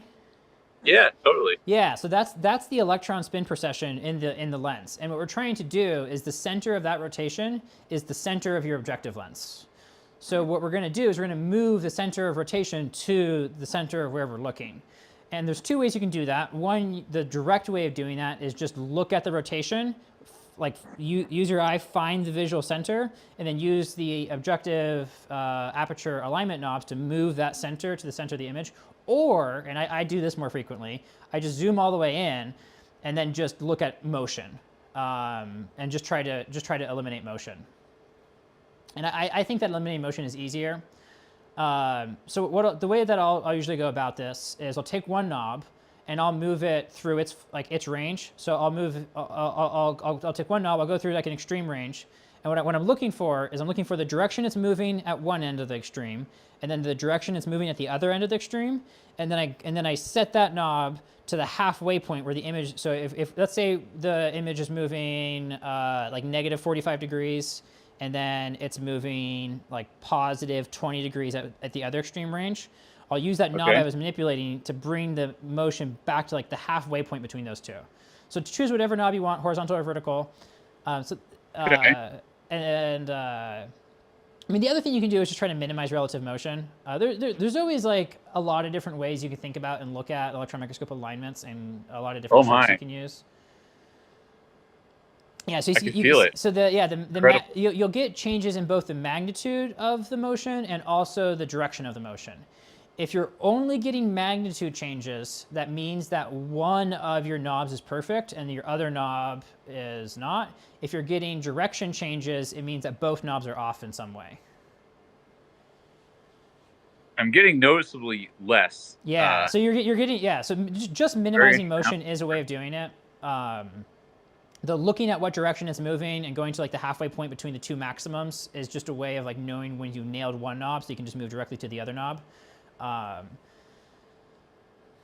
And this doesn't have to be perfect. You can get it pretty much perfect, and that's going to help you out when you're really trying to push your Microscope's resolution. But for just starting out, we're already like orders of magnitude better than we were, right? Right. Oh, I think I've almost got it. It's, you know, that little dot I'm looking at right here. Yeah. I mean, it's... Oh, you've nailed it as much as it's necessary right now. There's other alignments that we're probably going to end up doing that is going to like shift this. You're always kind of like chasing your own tail with alignment sometimes. So you'll get one perfect and you'll touch something else and it's not perfect anymore. But I'd say we can turn the focus wobbler off now and move on to stigmation because I also saw we had stigmation issues. Yeah. How do I get the wobbler off? Just check it. Yeah. Where is it? Oh, focus wobble. Okay. Yeah. Here, I'm just going to post it off. And oh, look at that. It's just... Oh, my. All right, so the stigmation. Yeah, stigmation. I'm just going to post in the Discord real quick that the topic of the stream has changed and we're doing a Microscope Bringup now for anybody who wants to see. Sorry, but thank you. Oh no, I've wanted to do a stream like this for a while, and Monochroma has always been like, oh, I just want to do a FaceTime call. I don't want to like stream this yet, so we haven't streamed it yet, but. I'm not trying to call you out. I think it's very special that you're doing it this way because we can look at it later and we can show people. Yeah. I want to do a lot more of these. I love helping people bring up microscopes. So and I think Microscope Bringups are always like the best content. Just because it's like, oh, you get the moment of getting a beam and it's great.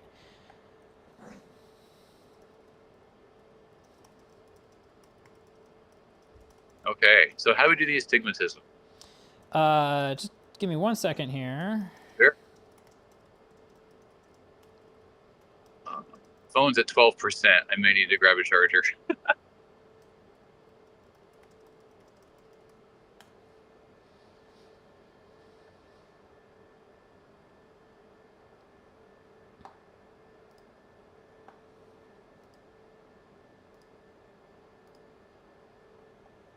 I'm just gonna change the title of the stream after I do that, like to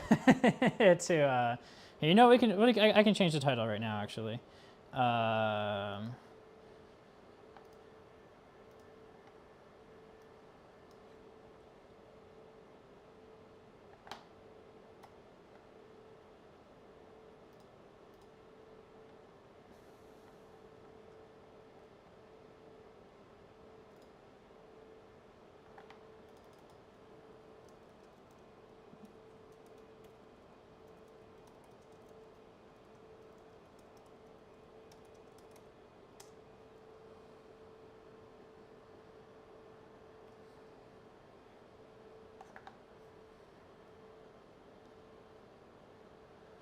Where's my cursor? Oh, there's my cursor.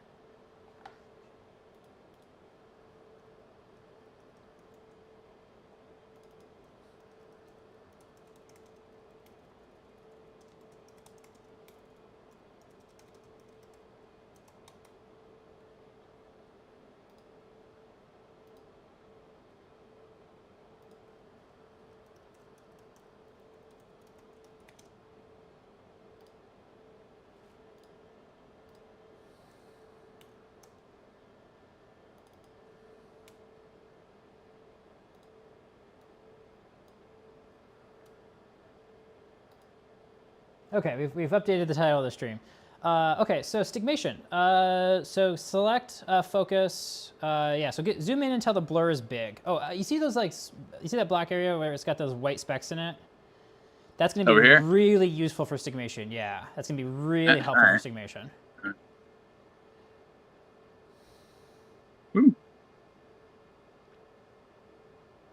Seems like my stage control is like flipped left to right, up to down. That's probably normal, right? You you had to initialize the database from scratch, right? Yeah. Okay, so there's a lot of service level adjustments that aren't set. One of those is called stage angle, and it teaches the microscope like how your stage is configured relative to your beam. So that's going to be one of the service adjustments. Basically, this is a result of starting with a zero database. Okay. Oh, actually, is it? Your microscope is not moving. Your stage is moving. So the direction of the joystick is the direction of the stage, not the direction of the image. Because normally you move the camera, right? But your microscope is not moving. Your stage is moving. Yeah. So if you think about it in the terms of like what direction you're moving the sample instead of what direction you're moving the image, I think it makes a little bit more sense. Okay. So go ahead and zoom in until the blur is large. Like until you can just like see like blurry edges. And then, hey, look, we can see some type of noise or vibration. Okay, what's your magnification right now? 13,000. 13,000. Okay, we're 13 times past the optical diffraction limit. I don't have the vibration isolator, so this could be the turbo. That'll absolutely do it. Okay. Glad you've got an easy fix on this one, hopefully. So let's move those specs back into the center of the image. Your column is doing really well right now. The fact that we're at 13,000 and we haven't like touched the stigmator value at all is a really good sign. Okay. So now let's change the focus. I'll try to get it focused. Yeah. Boy, it's. So it's soft one direction. Okay, nice. We're not trying to nail it. We're trying to go above and below focus, so over and under focus, and just kind of sweep back and forth between over and under focus. And we're gonna watch for kind of what happens specifically. I think this is your best spot, but you want to see it? We want to go over and under. Here's way over one way. Okay, and then just keep going back and forth a little bit. And in the middle there, and keep going the other way. Okay, so I'm seeing stigmation right now. So what stigmation is so when you defocus the way that you just did, or keep going back and forth just a few more times for me to see. Yeah, it's got a twist to it, doesn't it? Yeah, you can kind of think about this like a mock diamond. It's not at all the same thing, but it kind of is. So when the beam is fully focused, the beam is round, right? When there's a stigmation in the beam, what happens is the beam above the stigmation is oblong in one direction, and the beam below the stigmation is oblong in the other direction. So what we're looking for with stigmation is actually, let's select stigmation, and just intentionally set the value to like one side, just so that we can have a more dramatic example of what stigmation is. Because I can see a hint of stigmation in your image, but it's a little bit faint. Okay, I hit the button, but it doesn't. So hit the button, see what it does. And then now the red dot control is assigned to stigmation. Red dot control? Yeah. Oh, I see. Okay. Yeah. Okay. But it also, if you click the stigmation button, you can also just like click the screen and drag an X and Y on screen is also stigmation, and you'll see like the red dot moving around slightly. Oh wow. Yeah, I see that. So just like set it kind of far to one side, so we can just get kind of an extreme example of stigmation. So that. All right. So like way over here. Yeah, that looks great. Okay, so now change your focus, and we'll see how the image changes.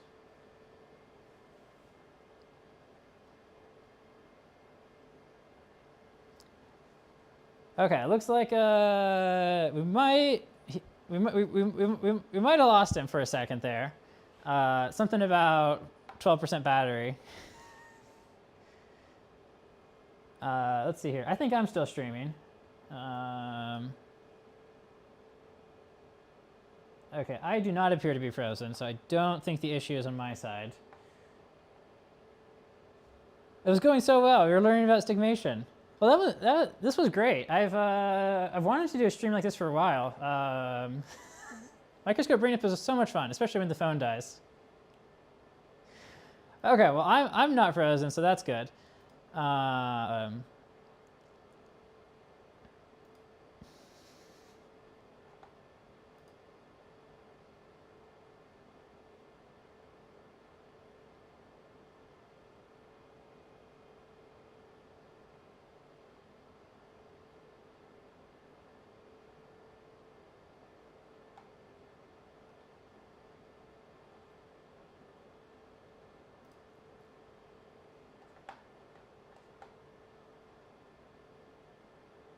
Let's see here.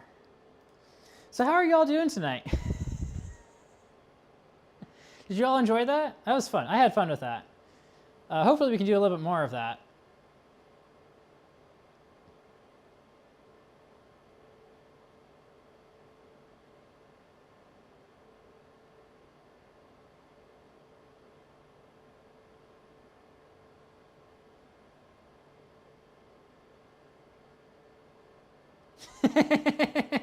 Yeah, you're on 1% battery. Let's mess up all the beam settings. Okay, I didn't feel bad about messing up stigmation because the stigmator being at 0 was so good. So it was like, well, you can always put the stigmator back to 0. You know, it's not like we had it especially well aligned or anything. It was just at 0 and it was kind of working. So. But yeah, that was cool. That went really well. You know, I didn't find any major issues with the scope. I mean, found a vibration issue, but it looks like that's going to be relatively easy to fix just by throwing the vibration isolation, the vibration isolator back in. Yeah. Well, cool. So who else wants live electron microscope support? That was great.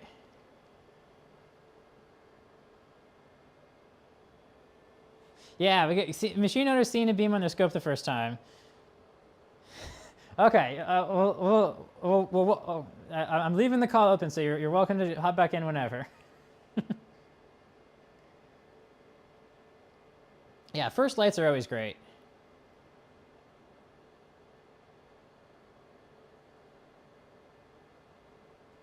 Okay, I'm gonna take a sec to figure out what AirPod I need to get charging, because I just heard that one of them was going out. It'd be cool if it told you which one. Oh, they're great. They're both almost dead, and that camera also needed to be reset.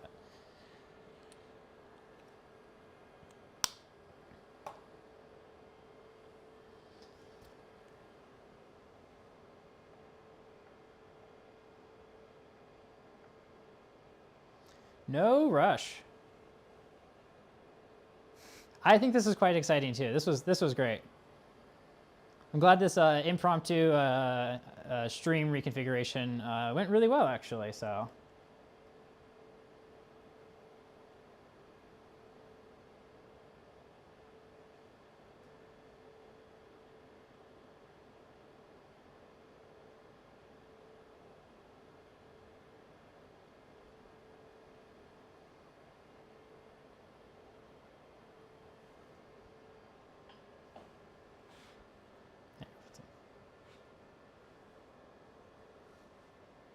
Just realized I left my TV sticking out really far. I'll put that back in while we're waiting.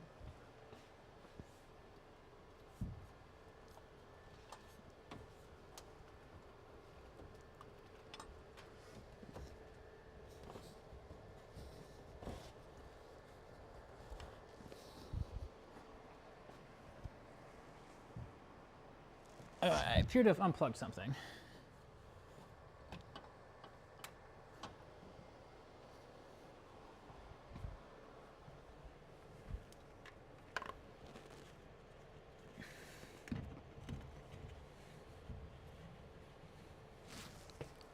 There we go. Cool.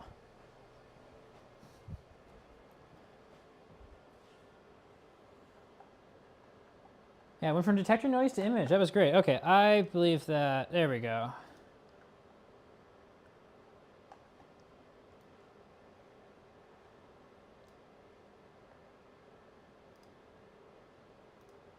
How do I pop that out again?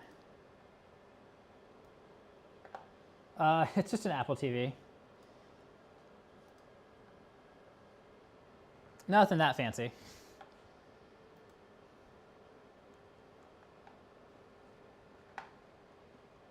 Okay, we're waiting on Discord to decide to do anything. That's always fun. Failed to start camera.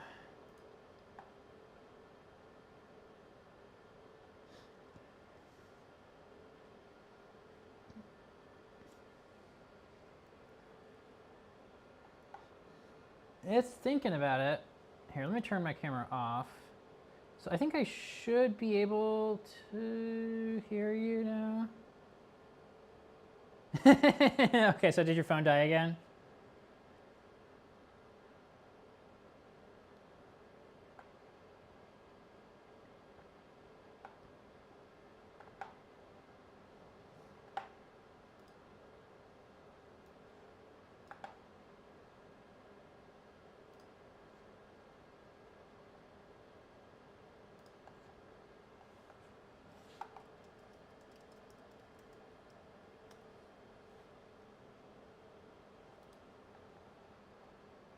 Totally dead phone. Okay, no problem.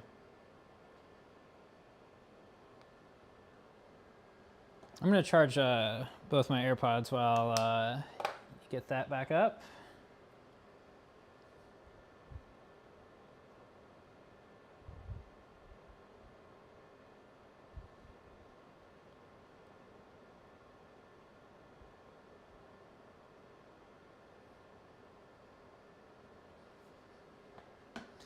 Man, this is I love my job.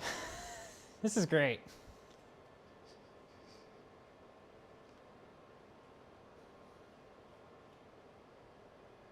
Oh, you're gonna do the webcam. Yeah, no rush. We got plenty of time here, so.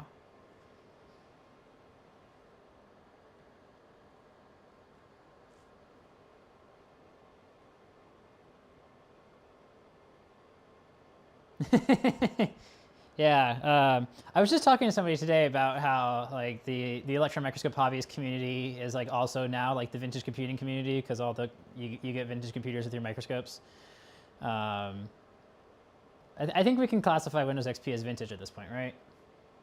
I mean, hey, it's better than Windows NT. Like I deal with NT microscopes in production. NT4 in production, a lot. You can NT based microscopes still sell for like some of them, specifically focused ion beams, still sell for like $100,000 plus. It's insane. Yeah,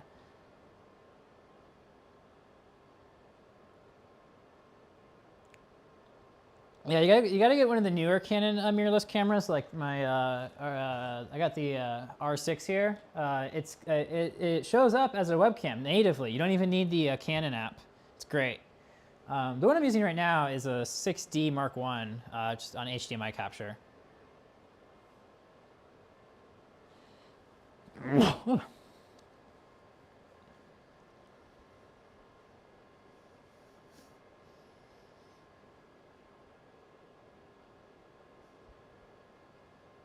Thank you all for calling out the audio issues at the start of the stream. I didn't realize that I did actually manage to add 2 audio capture devices, so that's glad we got that resolved. So the real question is, did a Commodore 64 feel vintage in 1998? And not to make you all feel old, but that's the year I was born, so.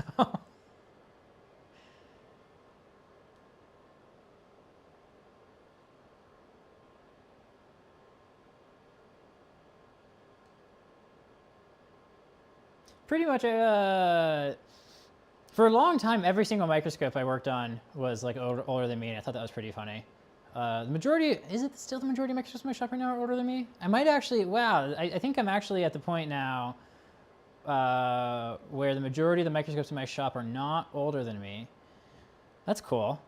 What do I got? I got, no, it still is. I have got 5 scopes in my shop that are older than me right now. I've got 35C, 2 6400s, 6320, 1200. Those are all Joules. Those are all older than me. And then I've got, as far as new scopes, I've got Merlin, Sigma, 7400F, and I don't know if my fib column, I don't even know if my fib column counts as a microscope or if it just counts as like a mass analyzer. But I think the column might be older than me. So it's like tied, I guess, right now.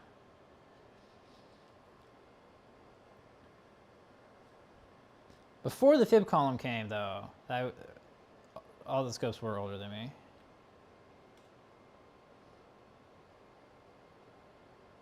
The majority of the scopes were older than I was.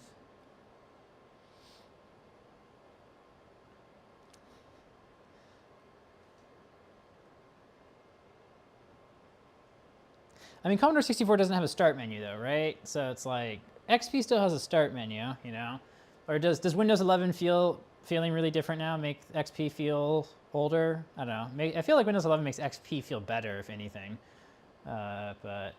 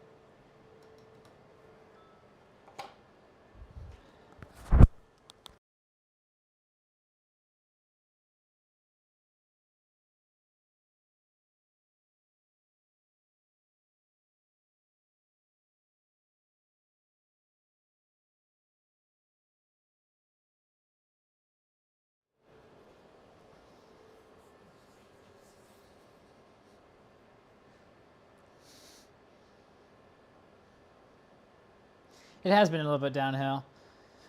But I mean, I'm working on making microscopes that run on Mac, Windows, and Linux. So Open Beam interface works on all three, and that's pretty cool. Oh man, I don't even remember the last time I've used Open Beam interface on Windows. Who would want to do that when you can use Linux or Mac?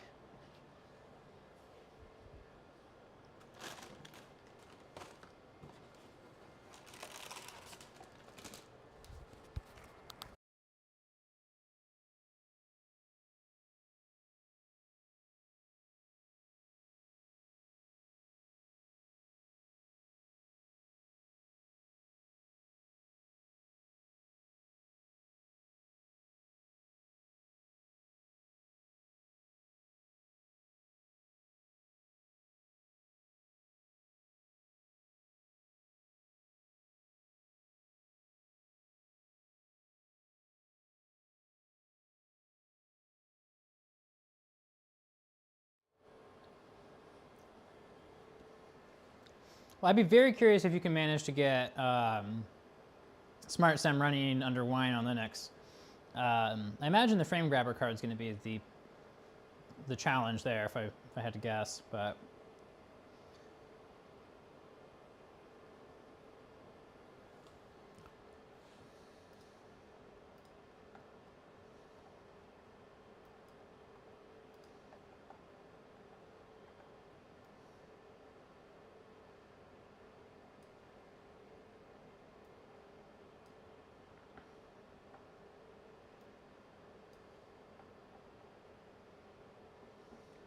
okay, the laptop has arrived. No problem. Take all the time you need to get audio working.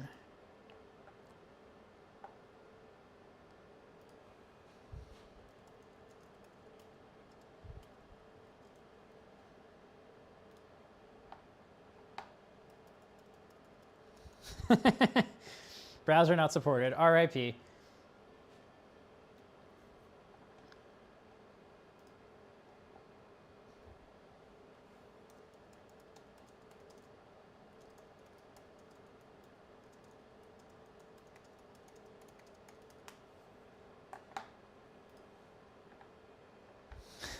Oh, we gotta use Chrome. How sad.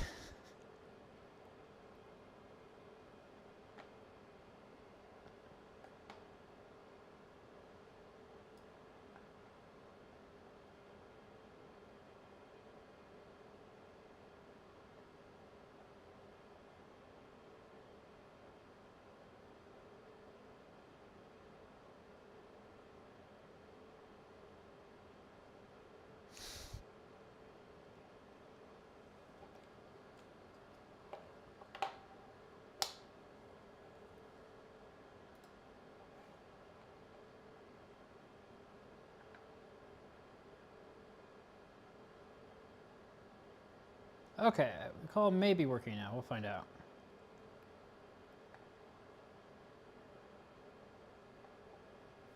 Hey, look at that.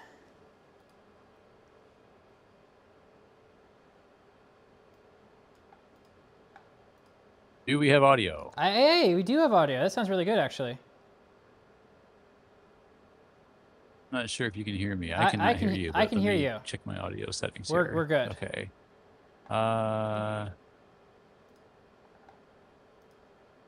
heard we're good, and then it went away. I can hear you. Okay. Yeah, and on Discord, Cool. if you see the green outline around your thing, it's a really good sign that your audio is working fine.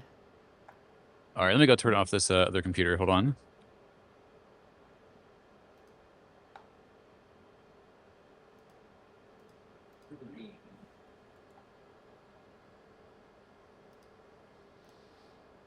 And we're back. Oh, this is so nice. Yeah, I got my headset.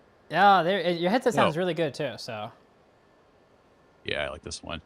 All right, so yeah, this is not the webcam being out of focus. It just looks that way. Ooh. Yeah. I need a tripod really to do this, but all right. I'm gonna grab my iPad because I can actually draw like helpful diagrams of what's going on while we're doing this too. Cool. But okay, so I believe we left the as Map Labs pointed out. Oh, your phone's at 1% battery. Let's mess up all your beam control settings real quick, and then you can get off the call and not have any help to get them back. So. Oh, it's better than it was, Yeah, you know. yeah. So I know. I just thought I thought it was funny. It's like, oh, your phone's about to die. Here, let's screw everything up real quick. Right. I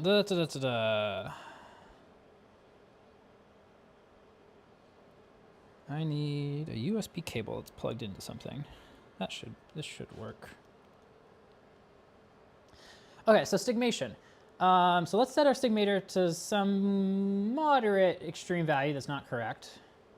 Yeah, or let's just do one axis, so that the example's clear. Okay. Yeah, let's go a little bit less than that. Maybe like halfway. A bit less. Bit less. Okay, that should be pretty good right there.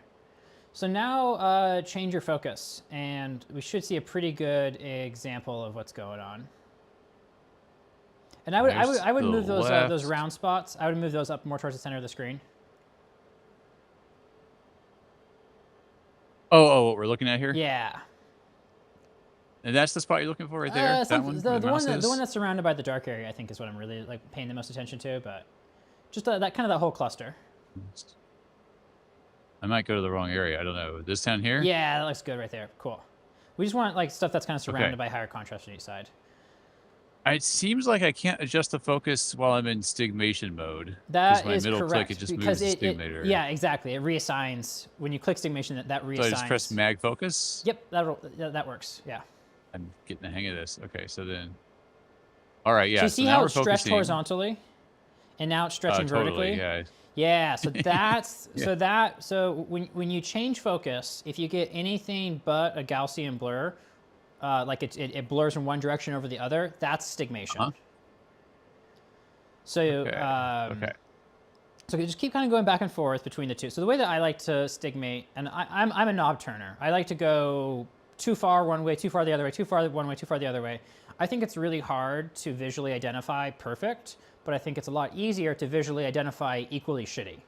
I keep going back and forth until I've kind of memorized what the whole range of options looks like, and then once I kind of have a good sense of what it looks like, I'll find 2 points that are equally shitty, like equally kind of far away from good, and then right between those 2 points is where we want to be. So by going back and forth a few times, you'll kind of see like it's stretching one way a certain amount. And then you go back the other way, stretching that way a certain amount, and then you'll kind of want to go back. Because you can't necessarily assume that round is what you're going for, because sometimes the things you're looking at aren't round, right? So maybe it's an oblong thing, but the oblong thing looks round when it's not properly stigmated. So to set the stigmators, you want to get the focus to fully focus. So fully focus is where you're not stretching one way, you're not stretching the other way, you're kind of at that in-between state. And then once you're at that in-between state, you adjust the stigmation to minimize the size of the blur. Yeah, you're pretty close. And as you get stigmation closer, you can kind of iterate on this loop. So you get stigmation as close as you can, then you check your focus, and then you iterate on the loop again.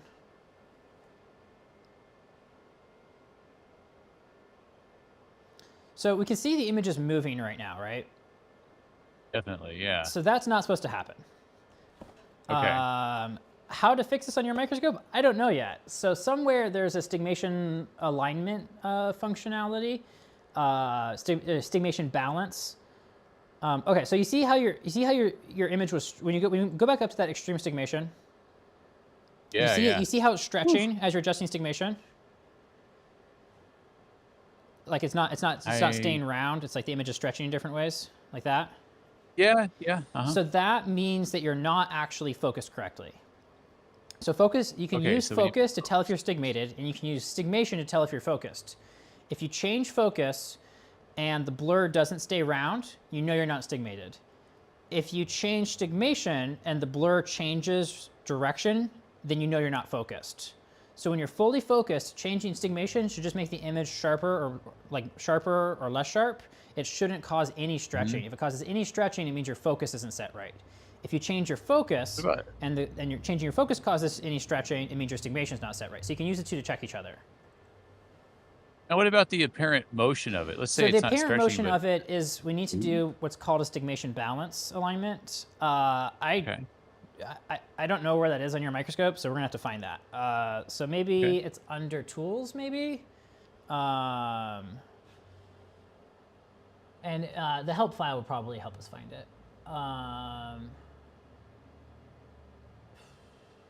One thing this has is like this. Oh yeah. Yep. You know, list of things it calibrate has. stigmation. Yeah, that's exactly the menu I was looking for. Yep, calibrate stigmation. Okay. Okay. There it is. Here we go. Cool. So cal stig balance. Click that button. And then let's do X first because it's so stig bal X. So click the stig bal X button. Yep. And now increase the wobbler amplitude until we can see motion. It's this guy no, here. There's another wobbler amplitude. Stig bal amplitude, I guess. Stig bal amplitude is 0. Yeah. So let's increase that until we see motion. So this is automatically moving stigmation for us. Ooh. So you see how we're getting some tearing in the image? That means we're kind of scanning a little bit too slowly for this to be effective. There's 2 ways we can fix this. 1, we can increase our scan rate. 2, we can activate. Slow it down. The faster it is, the easier time you're going to have. Like we want to like see a dynamic change. So if you go to scanning, the scanning menu under go to there, and then set your scan speed to 1. That's one option we can do. There we go.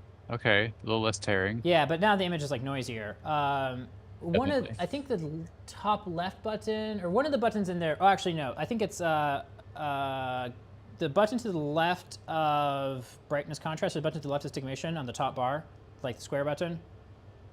Left. More left. More left. Keep going left. Yeah. Okay. One more, I think. Back. We're looking for ROI, reduced area. Is that reduced area? I'll go red. Shift split. What's the one to the right? This one's normal. Normal control panel. Okay, what's the one to the left? 2 more to the left. Right there? Yeah, what's that? Center point feature? No, what's the... We're looking for reduced area scan. Line averaging, frame averaging. Yeah, no. Oh, what's under here? Okay. Let me see what it's called on this one. On this one, it's called reduced.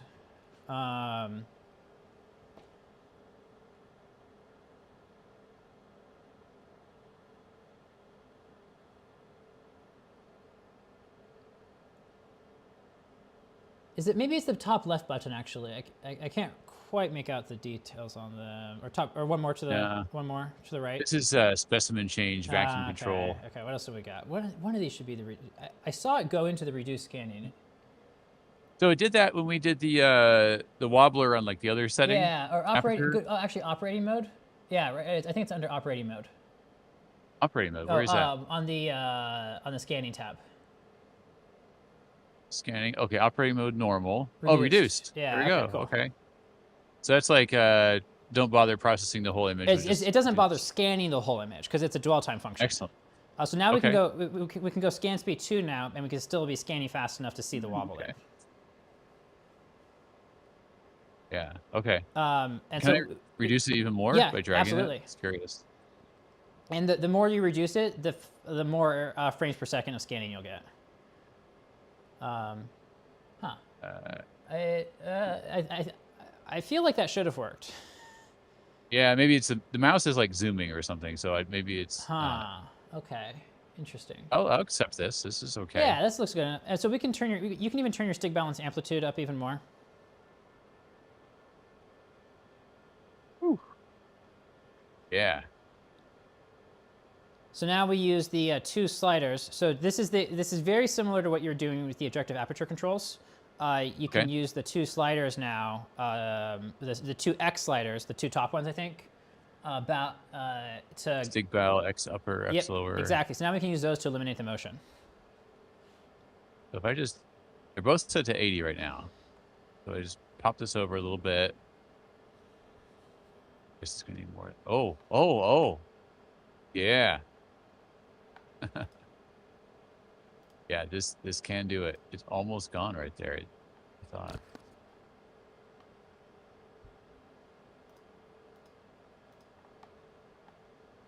Okay. X meaning like left to right in this plane? It's not. It's not going to actually be X and Y, but it's kind of X and Y. Okay.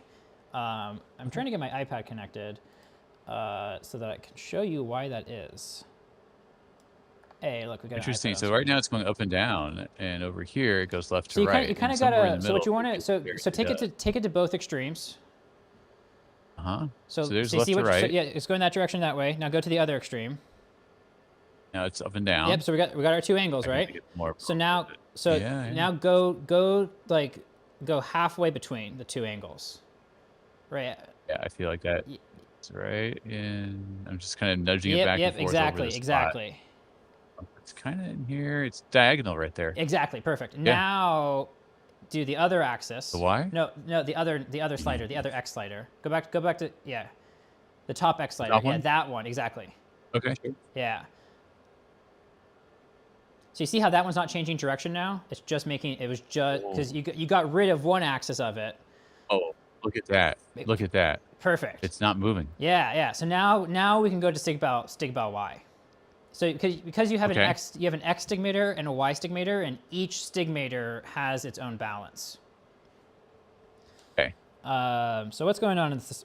Oh, my iPad locked. Okay. So what's going on with the stigmator? Right. Ups and downs.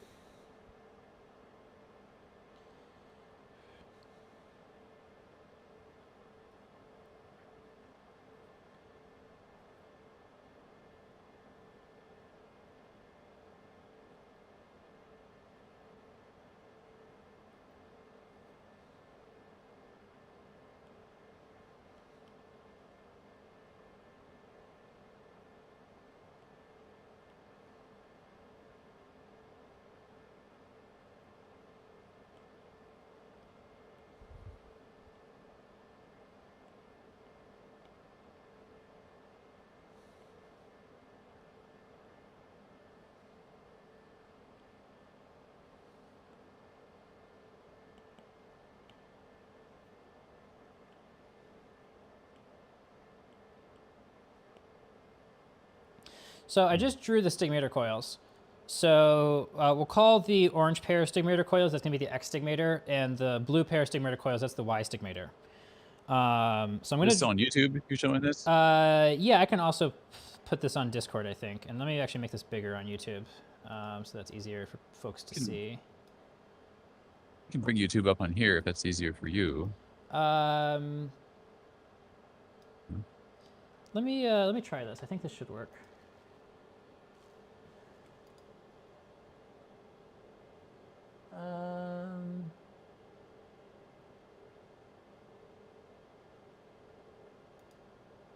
Yeah, I think just go ahead and just bring YouTube up. It's going to be the easiest option for now. Yeah, no problem.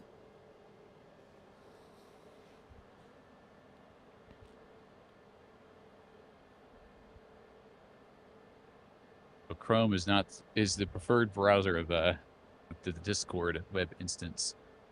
Interesting.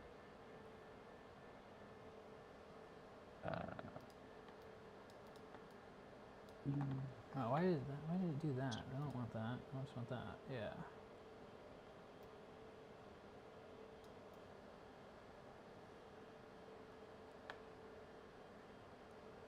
Okay. Yeah, I got YouTube open. I see your diagram down there. That's cool. I'm going to try and make that a little bit larger so it's easier for folks to see.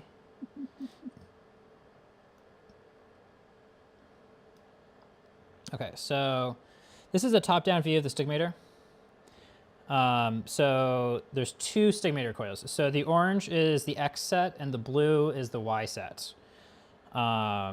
So the field between these is going to look something along the lines of this. So this is the magnetic field, okay?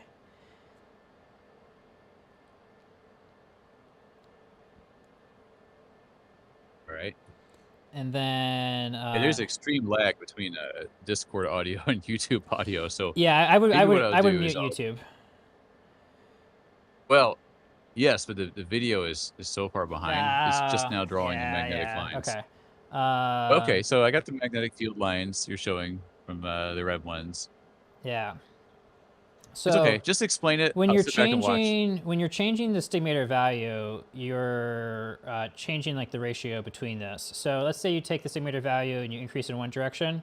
That's going to be like increasing the field strength of the. It's going to basically. Like one set will get stronger in one direction and the other set will get stronger in the other direction. So like the north will get stronger one way and the south will get stronger that way. And so you'll take a round beam and you'll squeeze it. So let's say our beam is, grab green for the beam. Let's say our beam, well, I already used green, but that's fine. So let's say our beam is kind of oblong in the center like this. We want to squeeze it down so that we get more round. So we would increase the strength of the magnets in this direction, increase the polarity, or I guess you're kind of decreasing, but you're going the opposite way. And so we can basically use that to stretch the beam out to make it round again.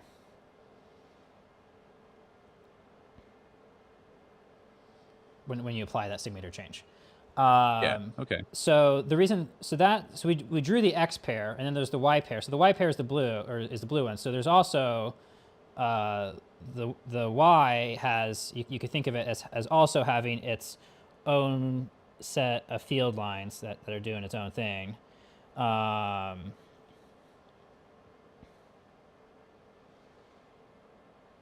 we need. So focus is your first order aberration, which is just round in one direction. Stigmation is your second and third order aberration. So because it's a higher order aberration, we need multiple directions of cancellation to get this like fully canceled. So you have these two fields stacked on top of each other.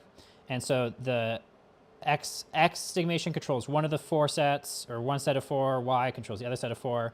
And what you're doing with balance is, so as we like squeeze the beam, push and pull on the beam, if let's say the balance was off and we had a really large, okay, I'll show what the balance being off would look like on the Y stigmation.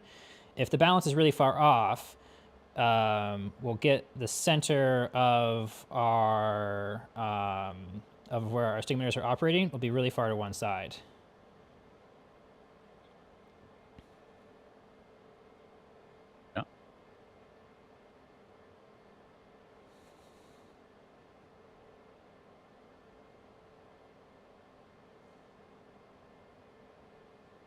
No, the field doesn't quite make complete sense. So you see how the center of our field is like not in the center where our beam is because our stigmation balance is off. When we rebalance it, we're like kind of moving our field lines around so that we get the center of our stigmation field to be in the, that's too small, to be coinciding with where the center of our beam is. So balance is basically just kind of adjusting where your stig field is so that it's centered on your beam. If that makes sense. Mm-hmm. So if you're not centered on the beam and you change the strength, instead of just squeezing the beam, you'll also shift the beam around. I see. Yeah.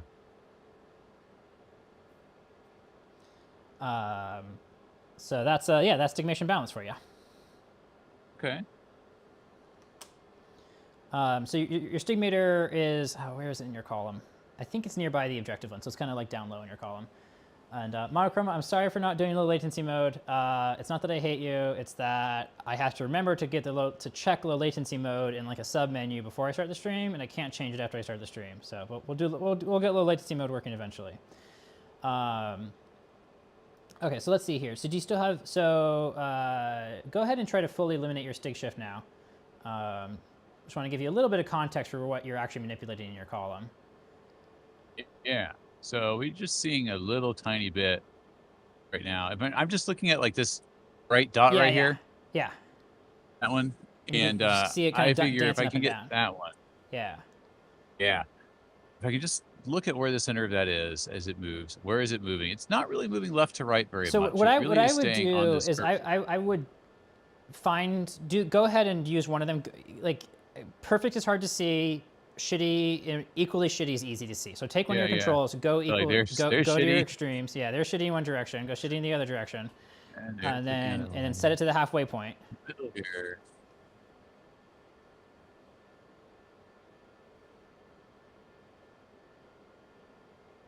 Okay. And now that last one should take it all the way out.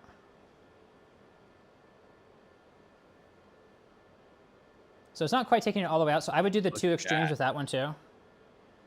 Yeah, yeah. I mean, so now is go back to your other one now. Like, look at the mouse where that is with that lobe. But I can still see a little bit. But if you just touch the lower one, I think that will just get that last little bit out.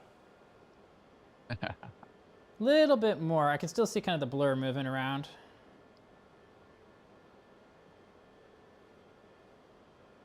There we go. Wow. Wow.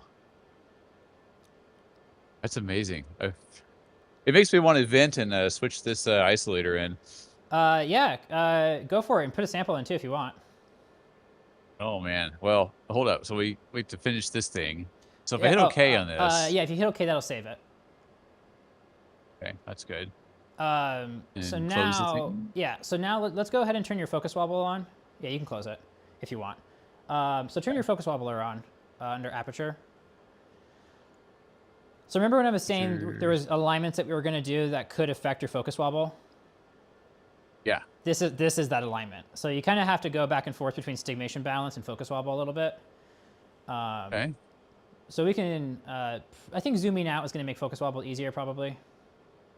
Yeah. Okay, let's do that. So mag focus and then. Okay, back out like this. Okay. So probably, we want to be zoomed in far enough where we can like easily see the motion. Probably a little bit further. Yeah, there it is. Would be helpful. Further in? Yeah. So well, it depends on if you want to do it just by looking at absolute motion, or if you want to do it by looking at like just try to like see where the center of rotation is and move the center of rotation to wherever it needs to be. Well, if you look at absolute motion right now, like look at this. You can see it. So yeah, go ahead and try it with your objective aperture controls. You should be able to get that pretty well centered now. Oh, the 2 monochromators, right? Yeah. Sorry, I'm a bit jet lagged. Got in last night pretty late. Oh, no problem. All right, so we're gonna make a small change here. I'm just looking at. Oh, yeah.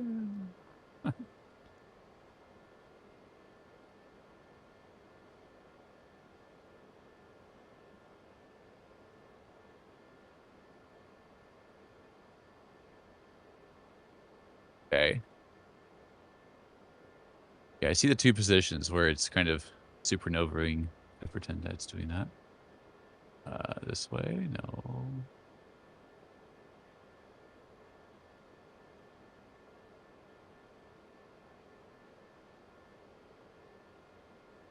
I feel like I need to refocus it. It's like. Yeah, you can try. You can turn the focus wobble off and try focusing it. It does look like you're passing through fully focused. Maybe not right at the center. Yeah. Yeah. If I turn the wobbler back on, is it like from this point it wobbles? Yes. Okay. Oh, yeah. Okay.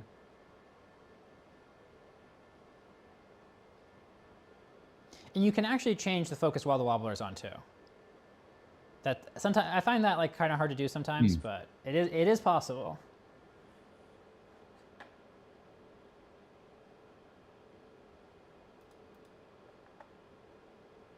And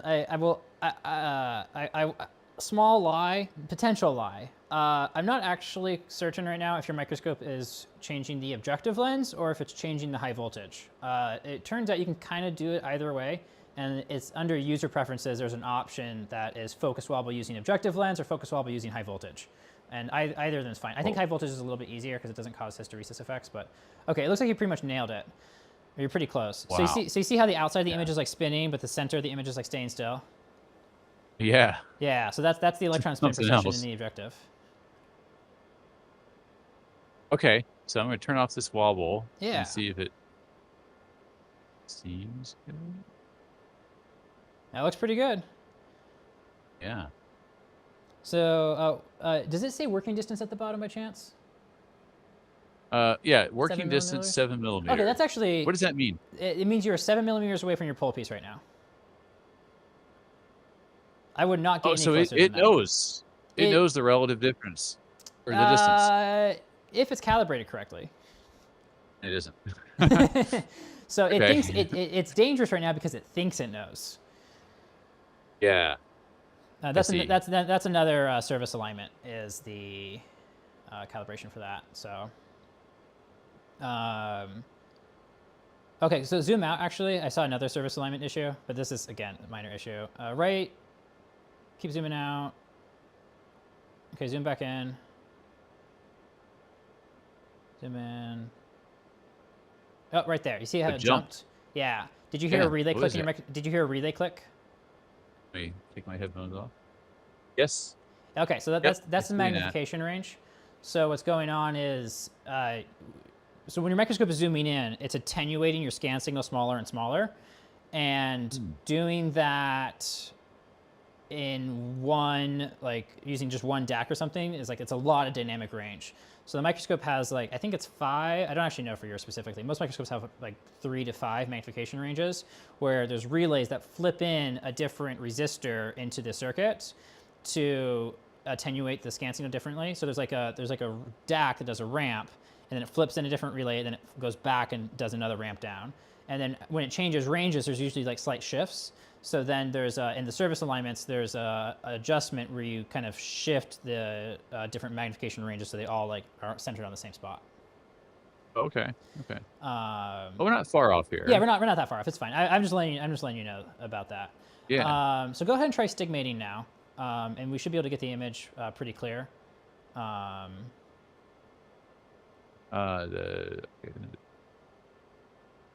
You're in stigmation, I think. Okay. What are you trying to do? Oh, I guess the stigmation wobbling thing. But you're saying just adjust this red dot here? Go ahead and just click stigmation. Click the stigmation button again. Clicked. And now just click on your image somewhere. And then up and down, left and right controls the red dot, but it does it with a lot more sensitivity. Yeah. Okay. Okay.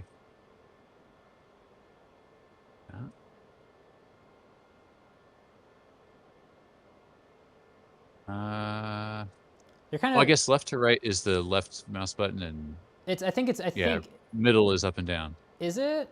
I think it might be both. It's not letting me do both with one button, but that's okay. Okay, I'm not complaining about that. That's kind of nice, actually. Yeah. Because then when you get one, you can leave it that way. Yeah. The other.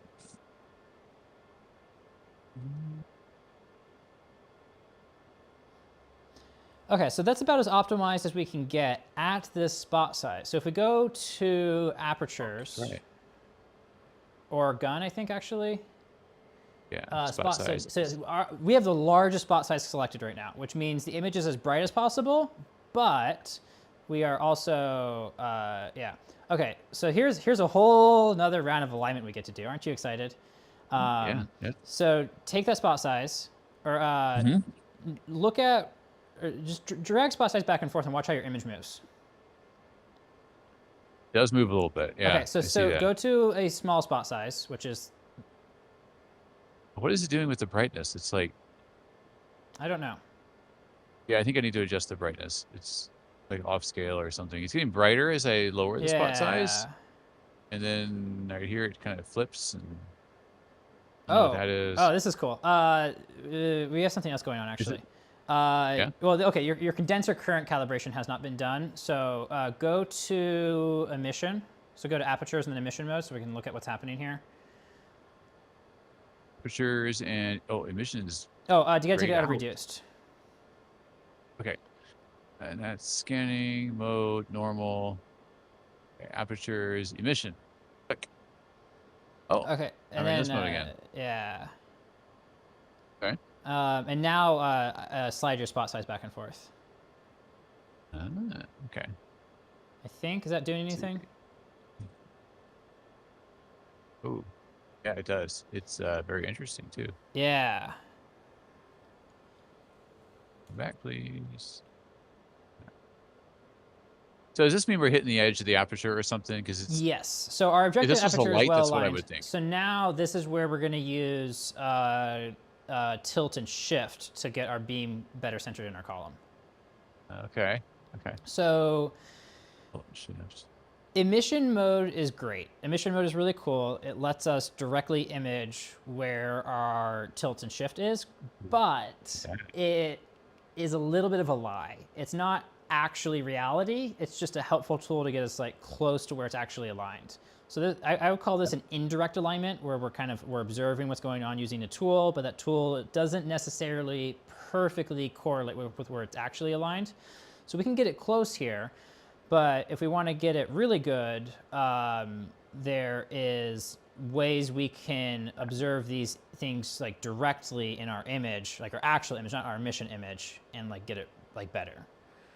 But this will get you center close. important? Like, yeah, you want it in centered, the and then middle? we also want to not have anything cut off. So use tilt to kind of adjust the shape of it, and then use shift to get it centered. Oh, okay. Okay. Let's see. We're looking for a circle? I believe so. Well, it actually, no, your software did say it's supposed to be an egg. Okay. Ooh.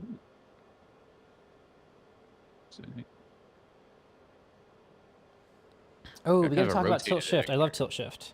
Okay. Tilt shift time. Okay, this is great. Tilt shift's really fun. Probleme. So I'm drawing on the iPad again, but it'll take me just a sec to get a drawing of what we want.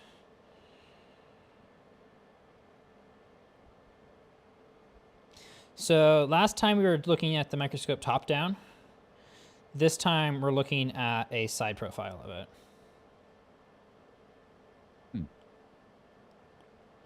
Oh, you mean in your diagram? Yeah. Okay. But I'm still working on my diagrams, so give me just a sec, and you can keep playing with problem. it. Yeah. I mean, it seems very centered now, but it is definitely eggish. Yeah, but the help menu did say egg, so. I never saw an egg with pointy top, though. A bit more pointy. Strange chicken. Yeah, it's, you know, those German chickens. Right.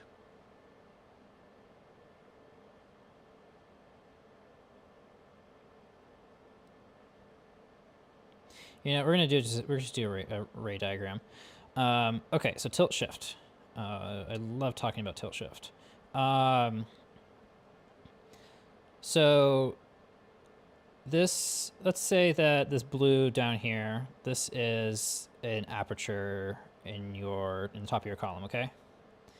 And let's say that the beam is coming kind of, it's off center, and it's like tilted.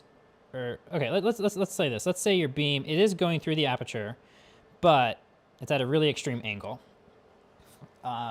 This is not good, because if you have another aperture somewhere else, right, you get a slice of like it going between them.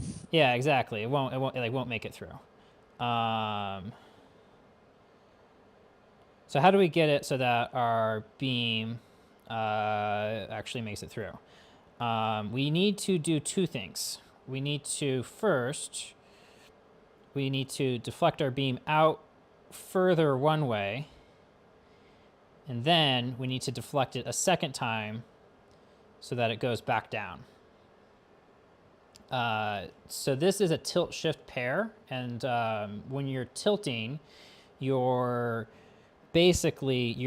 tilt coils are using both of the coils to, one of them kicks it in one direction and the other one kicks it back, so that you can have like kind of you can set like a range of you can kind of go through a range of tilts, and it kind of keeps it centered at a certain point. Shifting does something a little bit different with the optics, and there's not separate tilt shift coils. It's like the tilt and shift are both using the same set of coils. shifting will move the beam in like the same direction in both coils, so that you just get you can just move it left and right instead of causing any change in tilt. So your electron source is above this. These coils are kind of right at the top of your column. And so the point of doing tilt and shift is that we can move the beam around laterally, and we can get the angle of it set correctly. And then what you're actually doing right now is the way you're scanning your tilt shift coils. Your tilt shift coils are just going through all their possible parameters, and then whatever coil parameters it's at when it's at the very center of the screen, that's the coil parameters it's at when you're not in emission mode. So you've almost like flipped the SEM upside down. You're reverse scanning your electron source. You're making an image of where the electrons are coming from instead of making an image in your chamber. Okay. So we can take it out of emission mode now, and we can see what our image looks like as we adjust the condenser lens. Here's what we got. Okay. Now remember, the spot size is set to something that was let's go ahead and zoom out for us for whatever reason. just so we can monitor what's happening as we change spot size.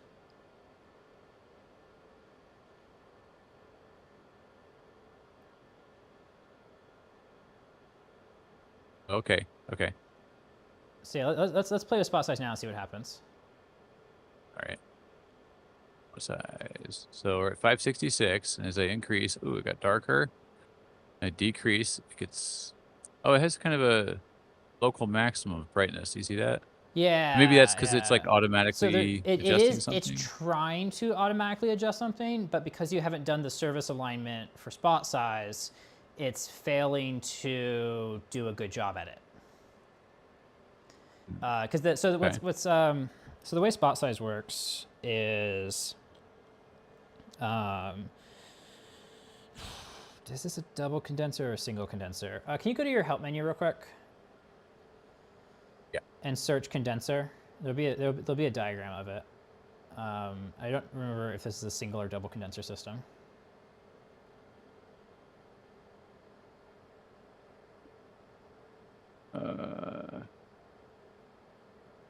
Whatever.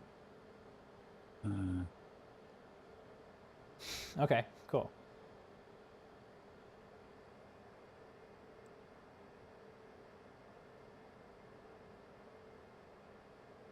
Is that search or find? Or is it index? Find. I don't know. I'm not a Windows user. I don't know what to do here. I skipped this version. Go index, and then you should go search there, yeah.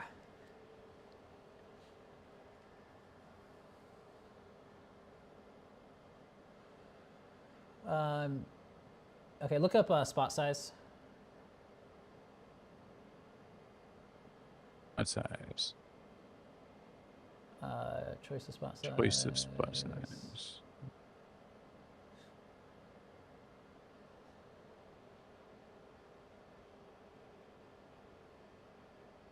Oh, diagram. Okay, well that's the beam. That's the interaction volume. So when the electron beam hits the sample, that's where the electrons are coming from. Oh yeah. We wanted to see the column diagram. Yeah, I can search maybe column or something. Well, I'll just do. I'm just going to assume it's. I'm going to draw just like a simplified one, just to kind of illustrate what's happening. Okay, so we've got our condenser aperture. So you've got your microscope has probably more than this, but at a minimum, it's got a condenser aperture and an objective aperture. So let's say that we've got a big old lens.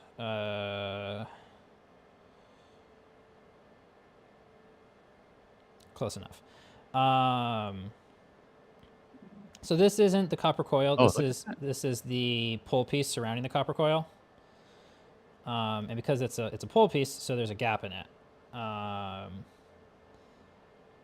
think I got the diagram you're looking for. Oh, cool. Oh, it is a double condenser. Okay, I can draw that.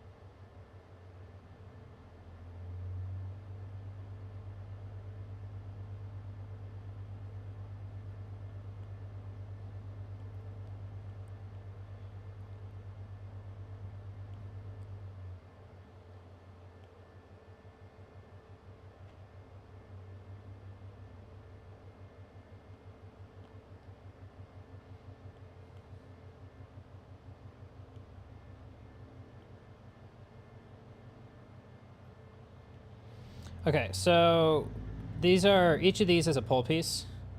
And then in these pole pieces, we've got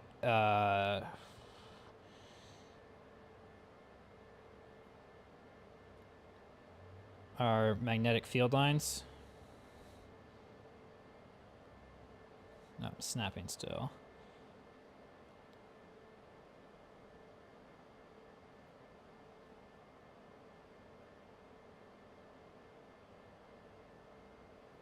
Almost drew a good one there.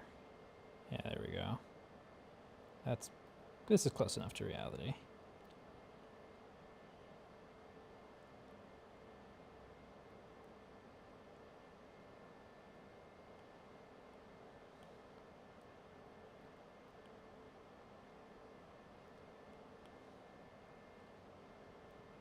So wherever we get this gap in the magnetic circuit, we get the field lines that kind of jump across that gap, right? And so this is what creates our two condenser lenses. We have a virtual, where's the condenser in this one? I'm trying to remember how my image plane works. It's right in the objective is where it is. Okay, so there's a crossover. Reversing up. Okay, so I'm just going to draw I'm going to start the beam diagram from the bottom so that I can. So about 19 seconds of latency, so I okay, have to wait to see what you're drawing. Well, that's convenient for me because I needed to remember how to do this.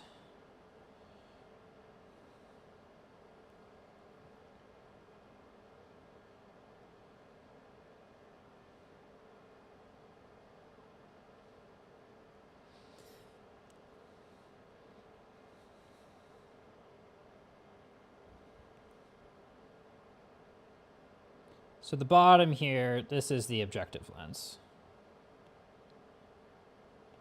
And that's not what the objective pole piece looks like, but that's fine. This is an approximation. So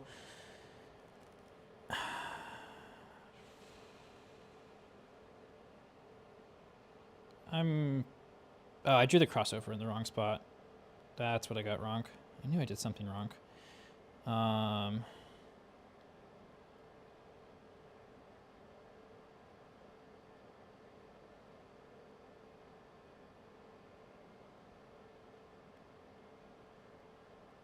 There's how it actually works.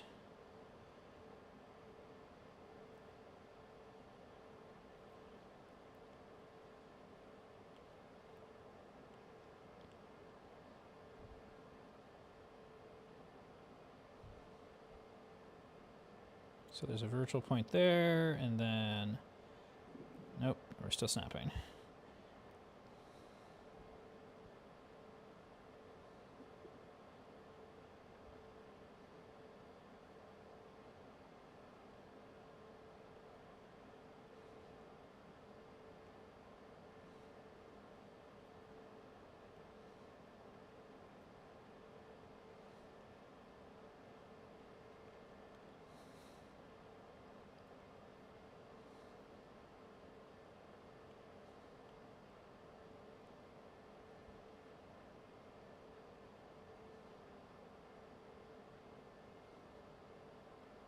Okay, there's an accurate ray diagram. Kind of. I didn't. This assumes the lower condenser isn't on at all, which is fine. Yeah, I'm still missing a whole crossover. That's funny. I do need to, if I'm going to actually explain how this works, I do need to make that accurate. So that's how a single condenser system works. But let me draw an actual double condenser system now. I'm like out of practice at teaching microscopy.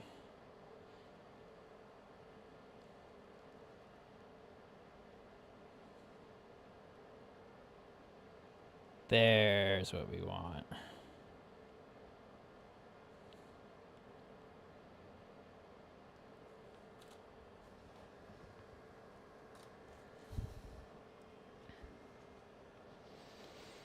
Okay, so there's this there's 3 points, or I guess in this one there's four points in your microscope where the beam is at a crossover.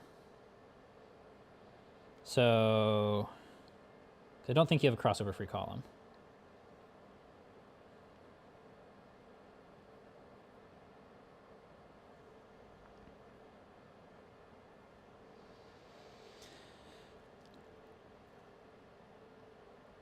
So when we change our condenser size, what we want to change is how much beam makes it through our blue condenser aperture down here. And the more beam that makes it through that blue aperture, the brighter the beam is, but also the more aberrations in the beam make it through that aperture too. So the diagram I've got right now is what should be happening when your microscope is at maximum spot size. We basically were shoving all of the beam through this one aperture. If we want to cut off the edges of the beam that aren't round, when we cut off the edges of the beam that aren't, or if we cut off the edges of the beam, we lose brightness, but we gain coherence. And when we gain coherence, we can make the beam smaller so that we can zoom in further. So like when you're stigmating and focusing right now, you're running into a point where you can't get a sharper picture, and that's because we've run into like, that's how small of a diameter we can make the beam. If we want to make the beam diameter smaller, we need to cut off the aberrations from the beam. So your microscope has 2 lenses to accomplish this. The reason it's got 2 lenses is we need to keep the beam, this crossover needs to stay here below this aperture.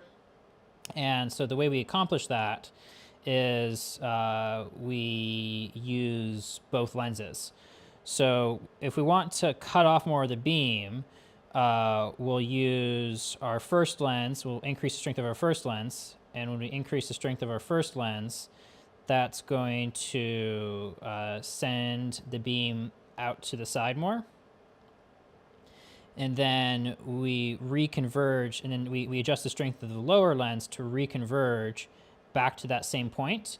And when we do that now, we're cutting off more of the beam with our aperture. So by cutting off more of the beam with our aperture, we get it to, we lose brightness, but we get a rounder image. And so what basically you have 2 lenses, and both lenses need to be adjusted so that as their values are changed, they always kind of keep the beam focusing to the same point. But if you take what's happening right now is your microscope is not adjusting both lenses in like together. So some wonky thing is happening where you're moving these crossover points where the beam is like hitting these convergences. Because the lenses aren't properly adjusted, these crossovers are moving up and down, and that's causing kind of all kinds of weird optical effects, and your microscope's not properly predicting what the actual effective change in spot size is going to be, and so you're getting these like nonlinear effects as you change spot size. And it's just because it's not balancing these 2 lenses correctly.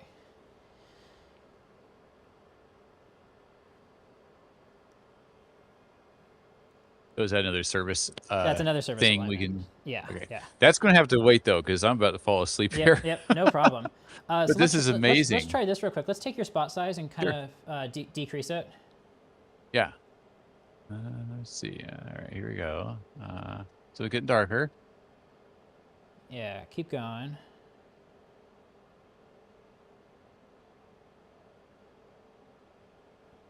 Wow. So we've only decreased it a tiny bit. You notice we're at 492 instead of 500.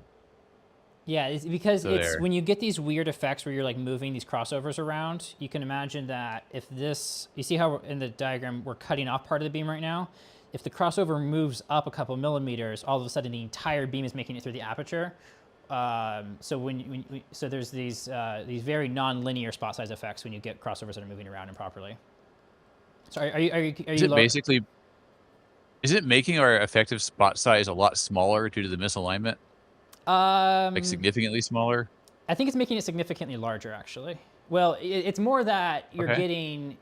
Okay, so now you should be able to turn your contrast up. Oh, that flash was interesting. Yeah. Go right to where that flash is. Is it doing that when you cross a certain point, or is it just doing that on its own? I think so. No, I think it's a certain spot. I'm not sure I want to Go be ahead there. and increase your contrast. Okay. The detectors. Oh, like contrast. put it right at that spot where it was doing weird things, and then increase your contrast. Yeah, well, I'm gonna turn it up first just so I can get to it. Yeah, okay. Or does it set it differently for each one? No, it doesn't do that, there right? So it does it I believe it is trying to. It's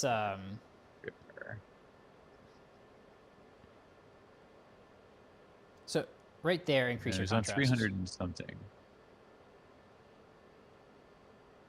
All right, so go over here and increase the contrast just to see like what's showing there, up. yeah. Okay. Okay, so we've like completely lost the beam somewhere. Okay, interesting. Wow. I wonder what it was doing at that one spot where it kind of went, we got a crossover in the wrong spot in the column somewhere. there. Oh no, it's So let's go our like image actually 1/4 over here. scale with spot size. Oh, like right about there. Sure. Quarter up. Yeah, we can just barely see an image Hey, there. it's starting to make a Yeah. So now set your scan to like scan 3 or scan 4, and then go to reduced. So a lot slower scan, but we can see stuff again. So the other reason that we know that our condenser lenses aren't calibrated correctly is our focus has changed. If one of our crossovers in the column moves up and down, that will also cause the crossover down here to also like move up and down, which is effectively changing focus. So go ahead and refocus now. Let's see. Oh yeah. Okay. It is a little bit over. And then it's over, and it's also changed our objective aperture alignment because it's just like everything's kind of moving around right now because of the condenser calibration issue. But our spot size should be substantially larger, so we should actually be able to zoom in a lot further than we were able to before.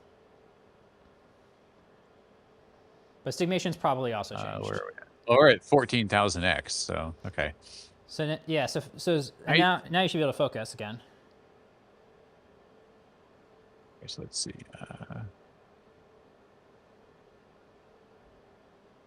Oh my. So wow. a little bit sharper this time, right? It is, yeah. So the trade-off is the image is grainier. Okay. And we can get it less grainy by turning on averaging, or slowing the scan down more. oh, okay, okay. Just put it like, well, I guess some of these are like 15 minutes, right? But oh, okay. Look at that. Yeah. Yeah. And then because we're changing scan speed, you see the vibration issue is also changing. The vibration is a constant frequency, so as we scan slower, the vibration period on screen appears shorter. Yeah. Yeah. So try focusing now. You can focus at slow scan speeds. And you can see some stigmation. So you could improve stigmation, but at this point, you can see physically how wide the vibration is on screen. So you're not going to resolve that much better of an image. But you can go ahead and go to the middle of the middle of the two directions of blur. Yeah. And then you can try some stigmation. Okay. Okay. Stigmation. Okay. Now we're gonna move.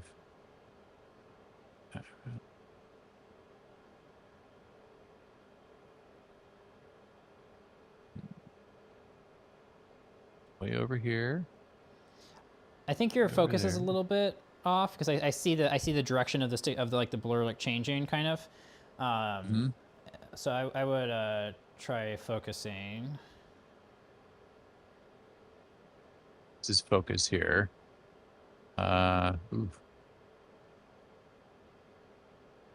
Oftentimes, a image that is stretched because of stigmation will actually look sharper than the fully focused image because it's making edges in one direction appear sharper than they actually are. So it's when you're focusing and your image is stigmated, you're not going for the sharpest possible edge. You're going for an even blur all around. That looks pretty good right there. I try stigmating now. Yeah. Okay.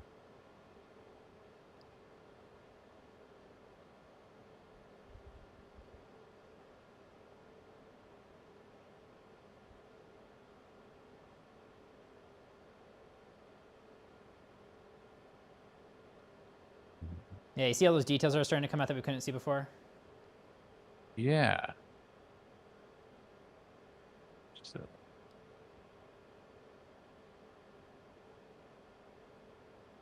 Okay. This one. No. Put it away. It's incredible how you can just keep pushing this closer and closer. When your microscope's working well and work. all the apertures are clean and etc. and there's no vibrations, you should be able to hit about 100,000 times magnification with it. Wow, really? Yeah, and that's. You think this one's capable of that? Yeah, yeah. Go to let's check. Actually, before I say 100,000 times, let's check one thing. Go to Tools and then User Preferences. And then we're looking for, not that one, not that one. Is there a units on somewhere? Oh, yeah, there was. Here, this pressure units. Okay, we don't want that. None of them are right anyway. Yeah. What is your user display, user detector, or? What are you looking to change the units of? Oh, like measurement? Magnification. There's two ways it calculates magnification, and the correct one is using the Polaroid standard size magnification, and everything else is kind of a lie and doesn't like. If they do screen magnification, which is like tries to use like the size of your monitor. Okay, magnification display, Polaroid 545. Yes. Okay, do that. Okay. Now, so every microscope will have that option to set Polaroid 545 as the magnification standard. If you do screen magnification standard, it's like comparing apples to oranges when you compare magnification across different microscopes. But if you do the Polaroid standard, it's the same across microscopes. So in the Polaroid standard mode, I could say that your microscope should get to about 100,000 times mag. So now what does it say you're at? 17,000. Okay. Yeah, so that so 17,000 makes sense for the amount of vibrations that we're seeing. But your scope is still doing quite well. I've worked on thermionic microscopes that have been so filthy I couldn't get them past like 2,000 or 3,000. So your scope is doing very well right now.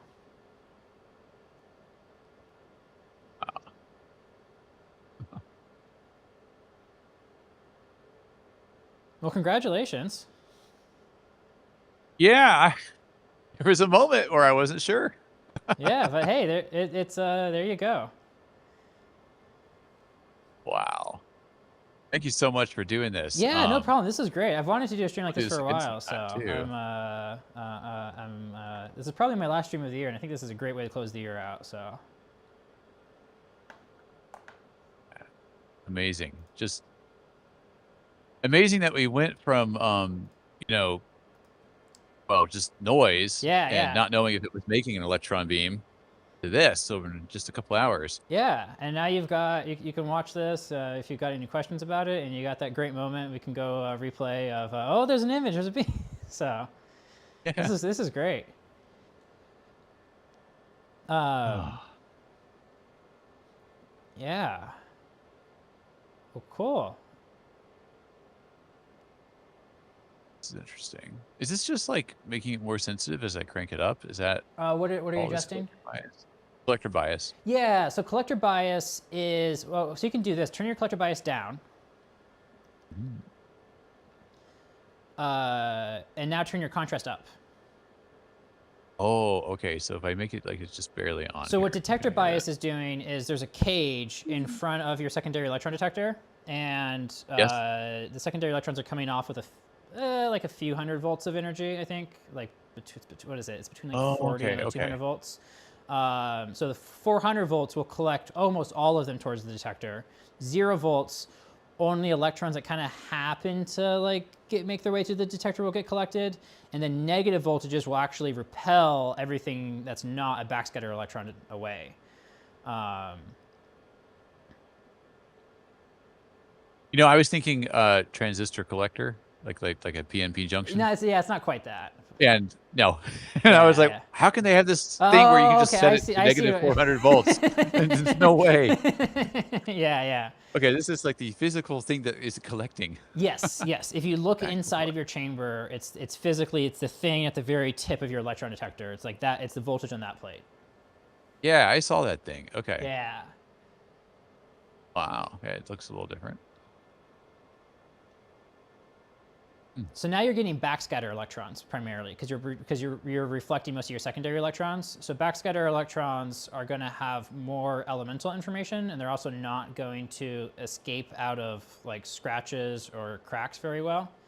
Whereas secondary Oh. electrons like do kind of make, because they're so low energy, they can kind of get curved by the collector field better. And then backscatter electrons. Ooh, I get to talk about interaction volume.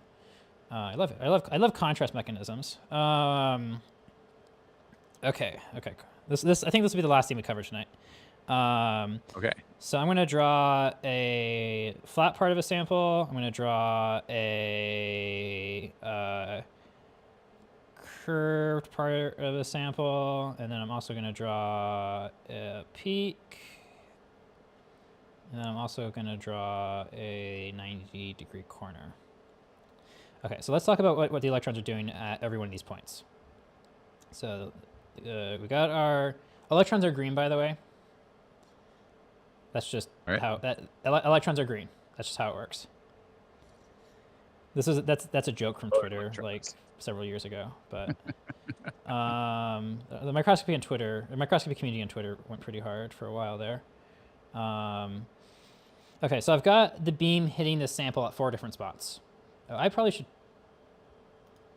turn the iPad back on. There we go. Okay, the iPad's back on now. So we've got the beam hitting the sample at 4 different spots. So let's look at what our interaction volumes are going to look like.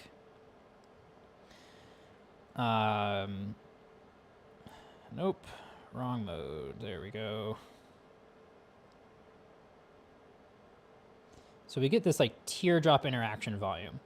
And from the very top of our teardrop, we get our secondary electrons, our SE electrons. And then from about halfway down our interaction volume, we get BSE, backscatter electrons.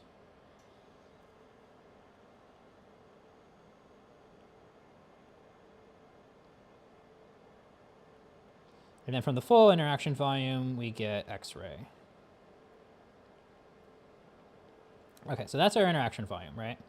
So let's take this interaction volume and let's copy and paste it onto each of our locations where the beam hits.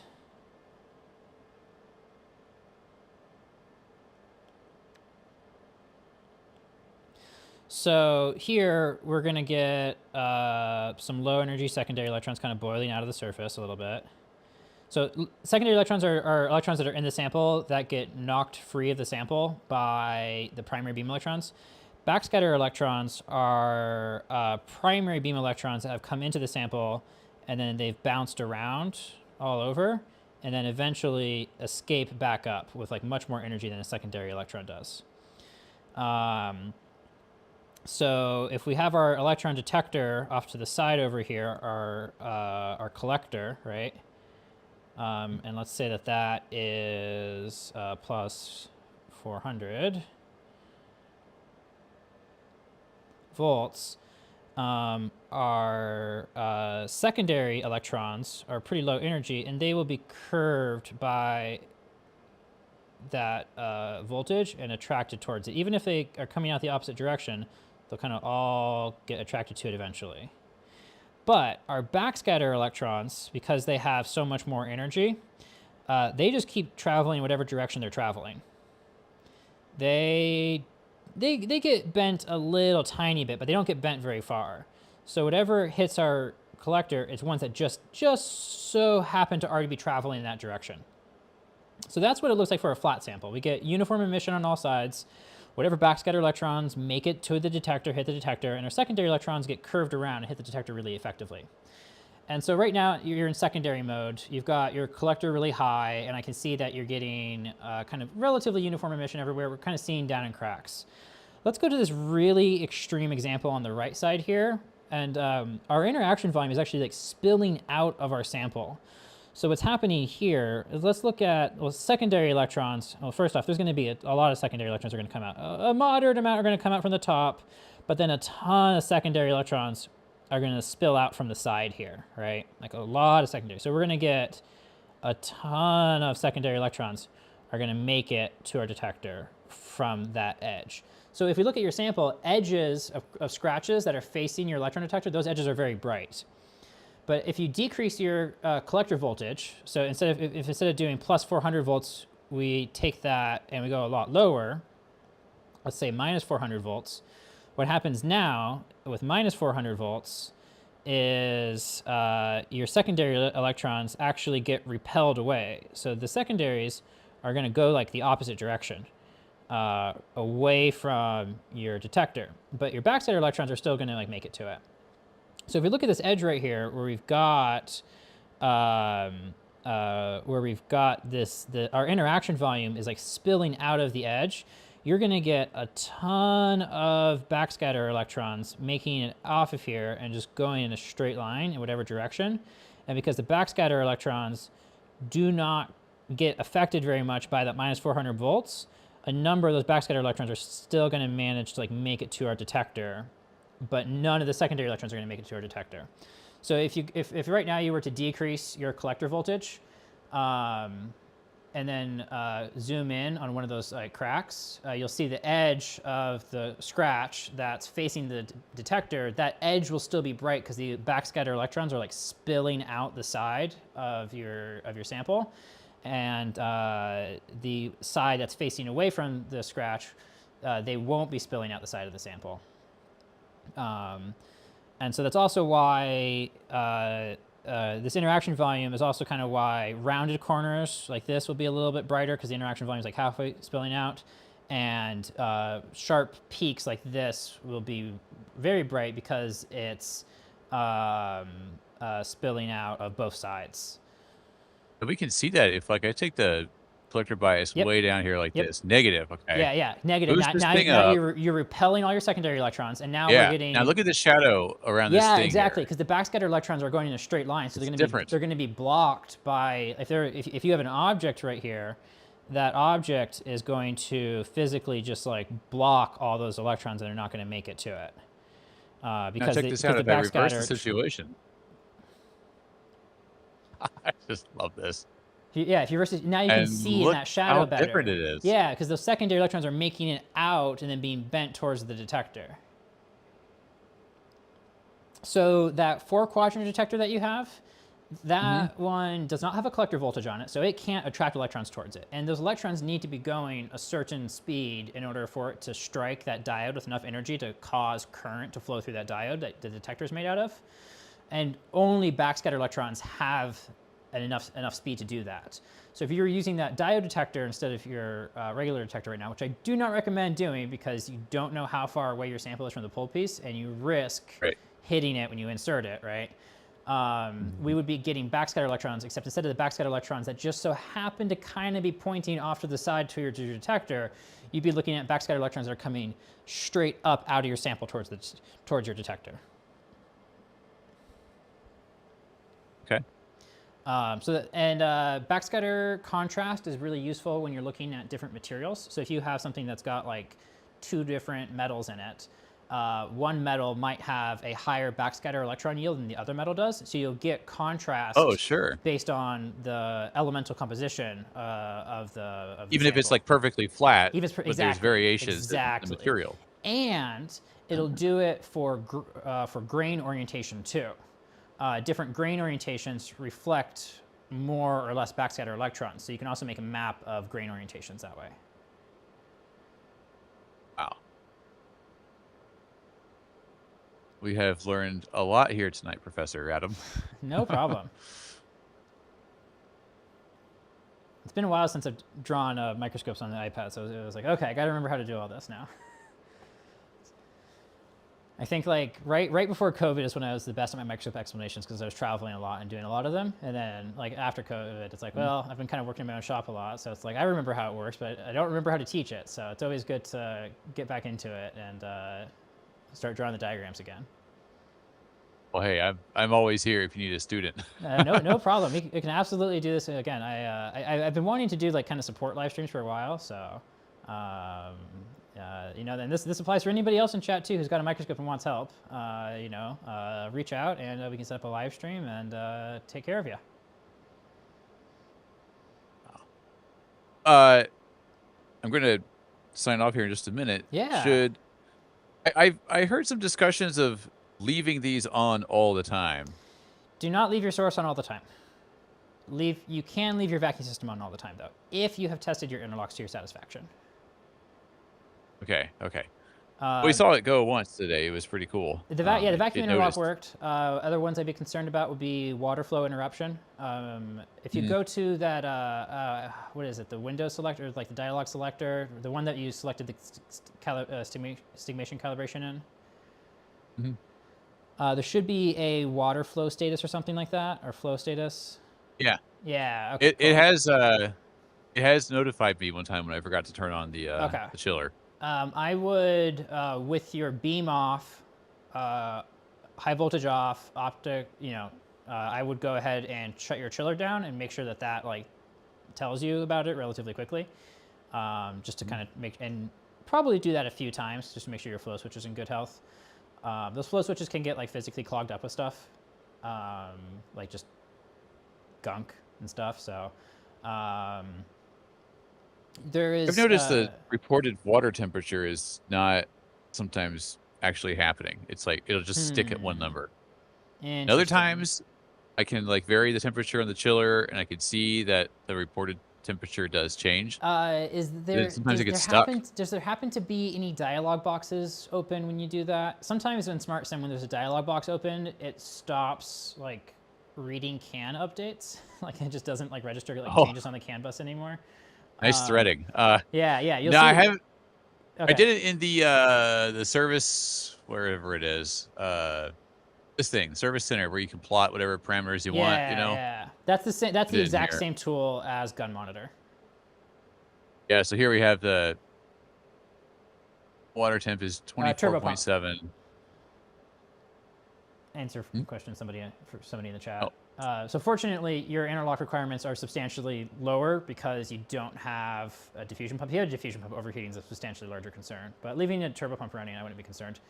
So this is Sigma right here, right next to us. Sigma is running a much newer version of the same software that you are. I leave this scope on 24/7, and I have for months. In fact, that is why my workshop is warm up here, is because this scope is running. So this is a field emission source. This source, turning the source on and off, uses substantial lifetime of the source. Yours is a thermionic source. Your source is, like this source is good for thousands of hours, but not good for thousands of startups and shutdowns. Oh, I see. Your source is good for 100 to 400 hours and is kind of more okay with being turned on and off. So you do not want to leave your electron source on. You can, and you maybe do want to leave your vacuum system running. We pumped down pretty quick today, I have to say. Oh, look at that. We're well into 10 to the -6 now. Nice. Well into it is an 8, but still. Yeah. We're getting there. Yeah, I mean, I would say in 10 minutes it was usable today. That's pretty good, yeah. So, yeah, I can wait 10 minutes. And then the bigger thing is, one last thing, turn your filament off. If you let your filament cool down for 1 minute, I think your source will last twice as long. But if you let your source cool down for 1 minute before you vent, your source will last twice as long. If you let your source cool down for 4 minutes before you vent, your source will last, I think, 4 times as long. Okay, so turn off the high voltage, turn off the filament, leave it vacuumed. Yeah. Sure. It's when you vent it and it's hot, it oxidizes, and then that oxide burns off like immediately on the next startup. And that's where you get a lot of reduction in filament life, is venting a hot filament. Tescan did some research on this, and it was like 4 minutes. After 4 minutes, there's no further reduction in filament life. But 1 minute, you get a ton of benefit to just waiting 1 minute before venting a hot filament. Wow. I'm up for that. It'll let you burn. It'll let you vent a hot filament, no problem. But you maybe you don't want to, you know. So yeah, any other questions? And when I zoom out all the way, yeah. When I zoom out all the way, what is making the circle here at the edge here? The left adjust. It's two things actually. It's go to aperture and play with shift and tilt, and you'll see it move. Shift especially, you'll see it move around. I don't know if I want to. I like it where it is. Okay, well, let's see. Okay, we might be at a spot size actually where it's not mattering as much. Try. Yeah. Yeah. So once you get to a certain point, it will, and then try tilt might do it some.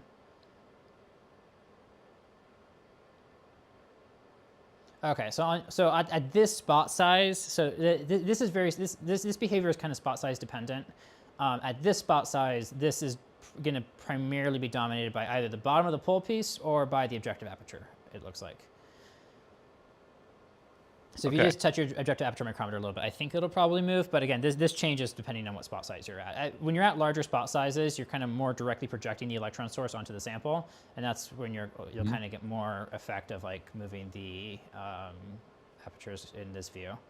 And at smaller spot sizes, you're not projecting the objective area as much, or you're not directly projecting the condenser area as much. You're kind of spreading the beam out before it makes it down the column. Got it. Whew. A lot to learn, but I can see we've got a usable instrument. Yeah, you've absolutely. This tool is in great shape. It looks like this is doing really, really well. I think I'm curious why they thought it was broken, because it doesn't really look like you did very much to it. Like I think you lucked out on it. Yeah. I was worried too. I thought maybe we'll get it pumped down. Maybe the electron beam will turn on, but like the focusing stuff will be unstable. It'll be like wiggling all over the place, and I mean, there's so many bad things. It is wiggling all over the place right now, but yeah. We know why. Well, we think we know why. That's true. So this microscope, I have perpetual issues with the stage on it, and it's a design flaw with the stage. And I think it's the same stage that you have, and the stage is just super not rigid on it. And it's okay for a thermionic SEM. But for a field emission SEM, so this one, so your microscope can get really dark with a really small spot size, and like it could get to 100,000 times magnification. I can be at the largest spot size on this one, and without trying very hard, get to 100,000 times magnification. If I try at all, it'll go to like 250, and if I try really hard, I can get this one up to 500,000 times. But the stage limits my performance substantially, because the stage is like vibrating too much. So this microscope Sigma is very, very sensitive to its environment. The microscope I'm working on stream, or was working on stream right there, Merlin, has a much better stage than Sigma does. Same column, well, kind of the same column. They call it the same column, it's not really. But I can zoom in a lot more reliably with Merlin because it's less sensitive to its environment. It's also less sensitive to its own turbopump or its roughing pump. If I'm talking in the room while this microscope is running, you can see like I just tried tapping on it, and I made like dots along the way. Watch this. Pop, pop, pop, pop, pop, pop, pop, pop, pop, yeah. So there's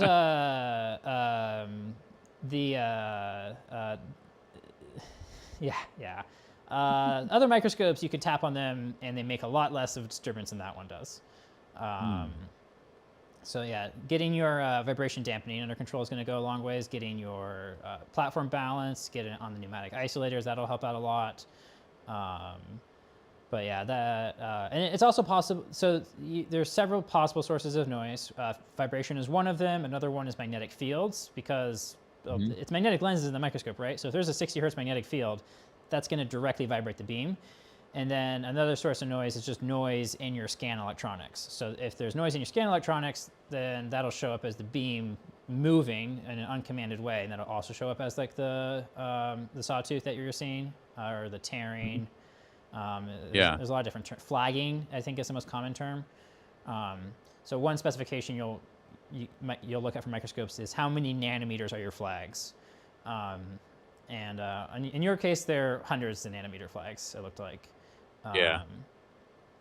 But on a good microscope, there won't be any flags. Or on a good microscope in a good environment, there won't be any flags. On a bad microscope in a decent environment, there'll be some flags. On a bad microscope in a bad environment, there'll be really huge flags. Hmm. And I say bad microscope, I mean the stage. So, so yeah. But I think you should be thrilled with your system. This thing's working great. You got a beam. You got an image. Yeah, definitely you're going to want to work on getting access to the service tool. But cool. Well, I think with that, we're going to probably wrap up the stream here. Thank you, everybody, for joining us. Peter, good morning. Peter, so Peter here, he's got the ISI at the bottom of the list in the server. And he joins us from the UK in the morning when we're doing these late night streams. But yeah. Alrighty. Thank you, everyone. I'm going to get out of here. Yeah, it was good to have you. I'm going to wrap up the stream, and I'll talk to you all later. Have a good one. Bye. Bye.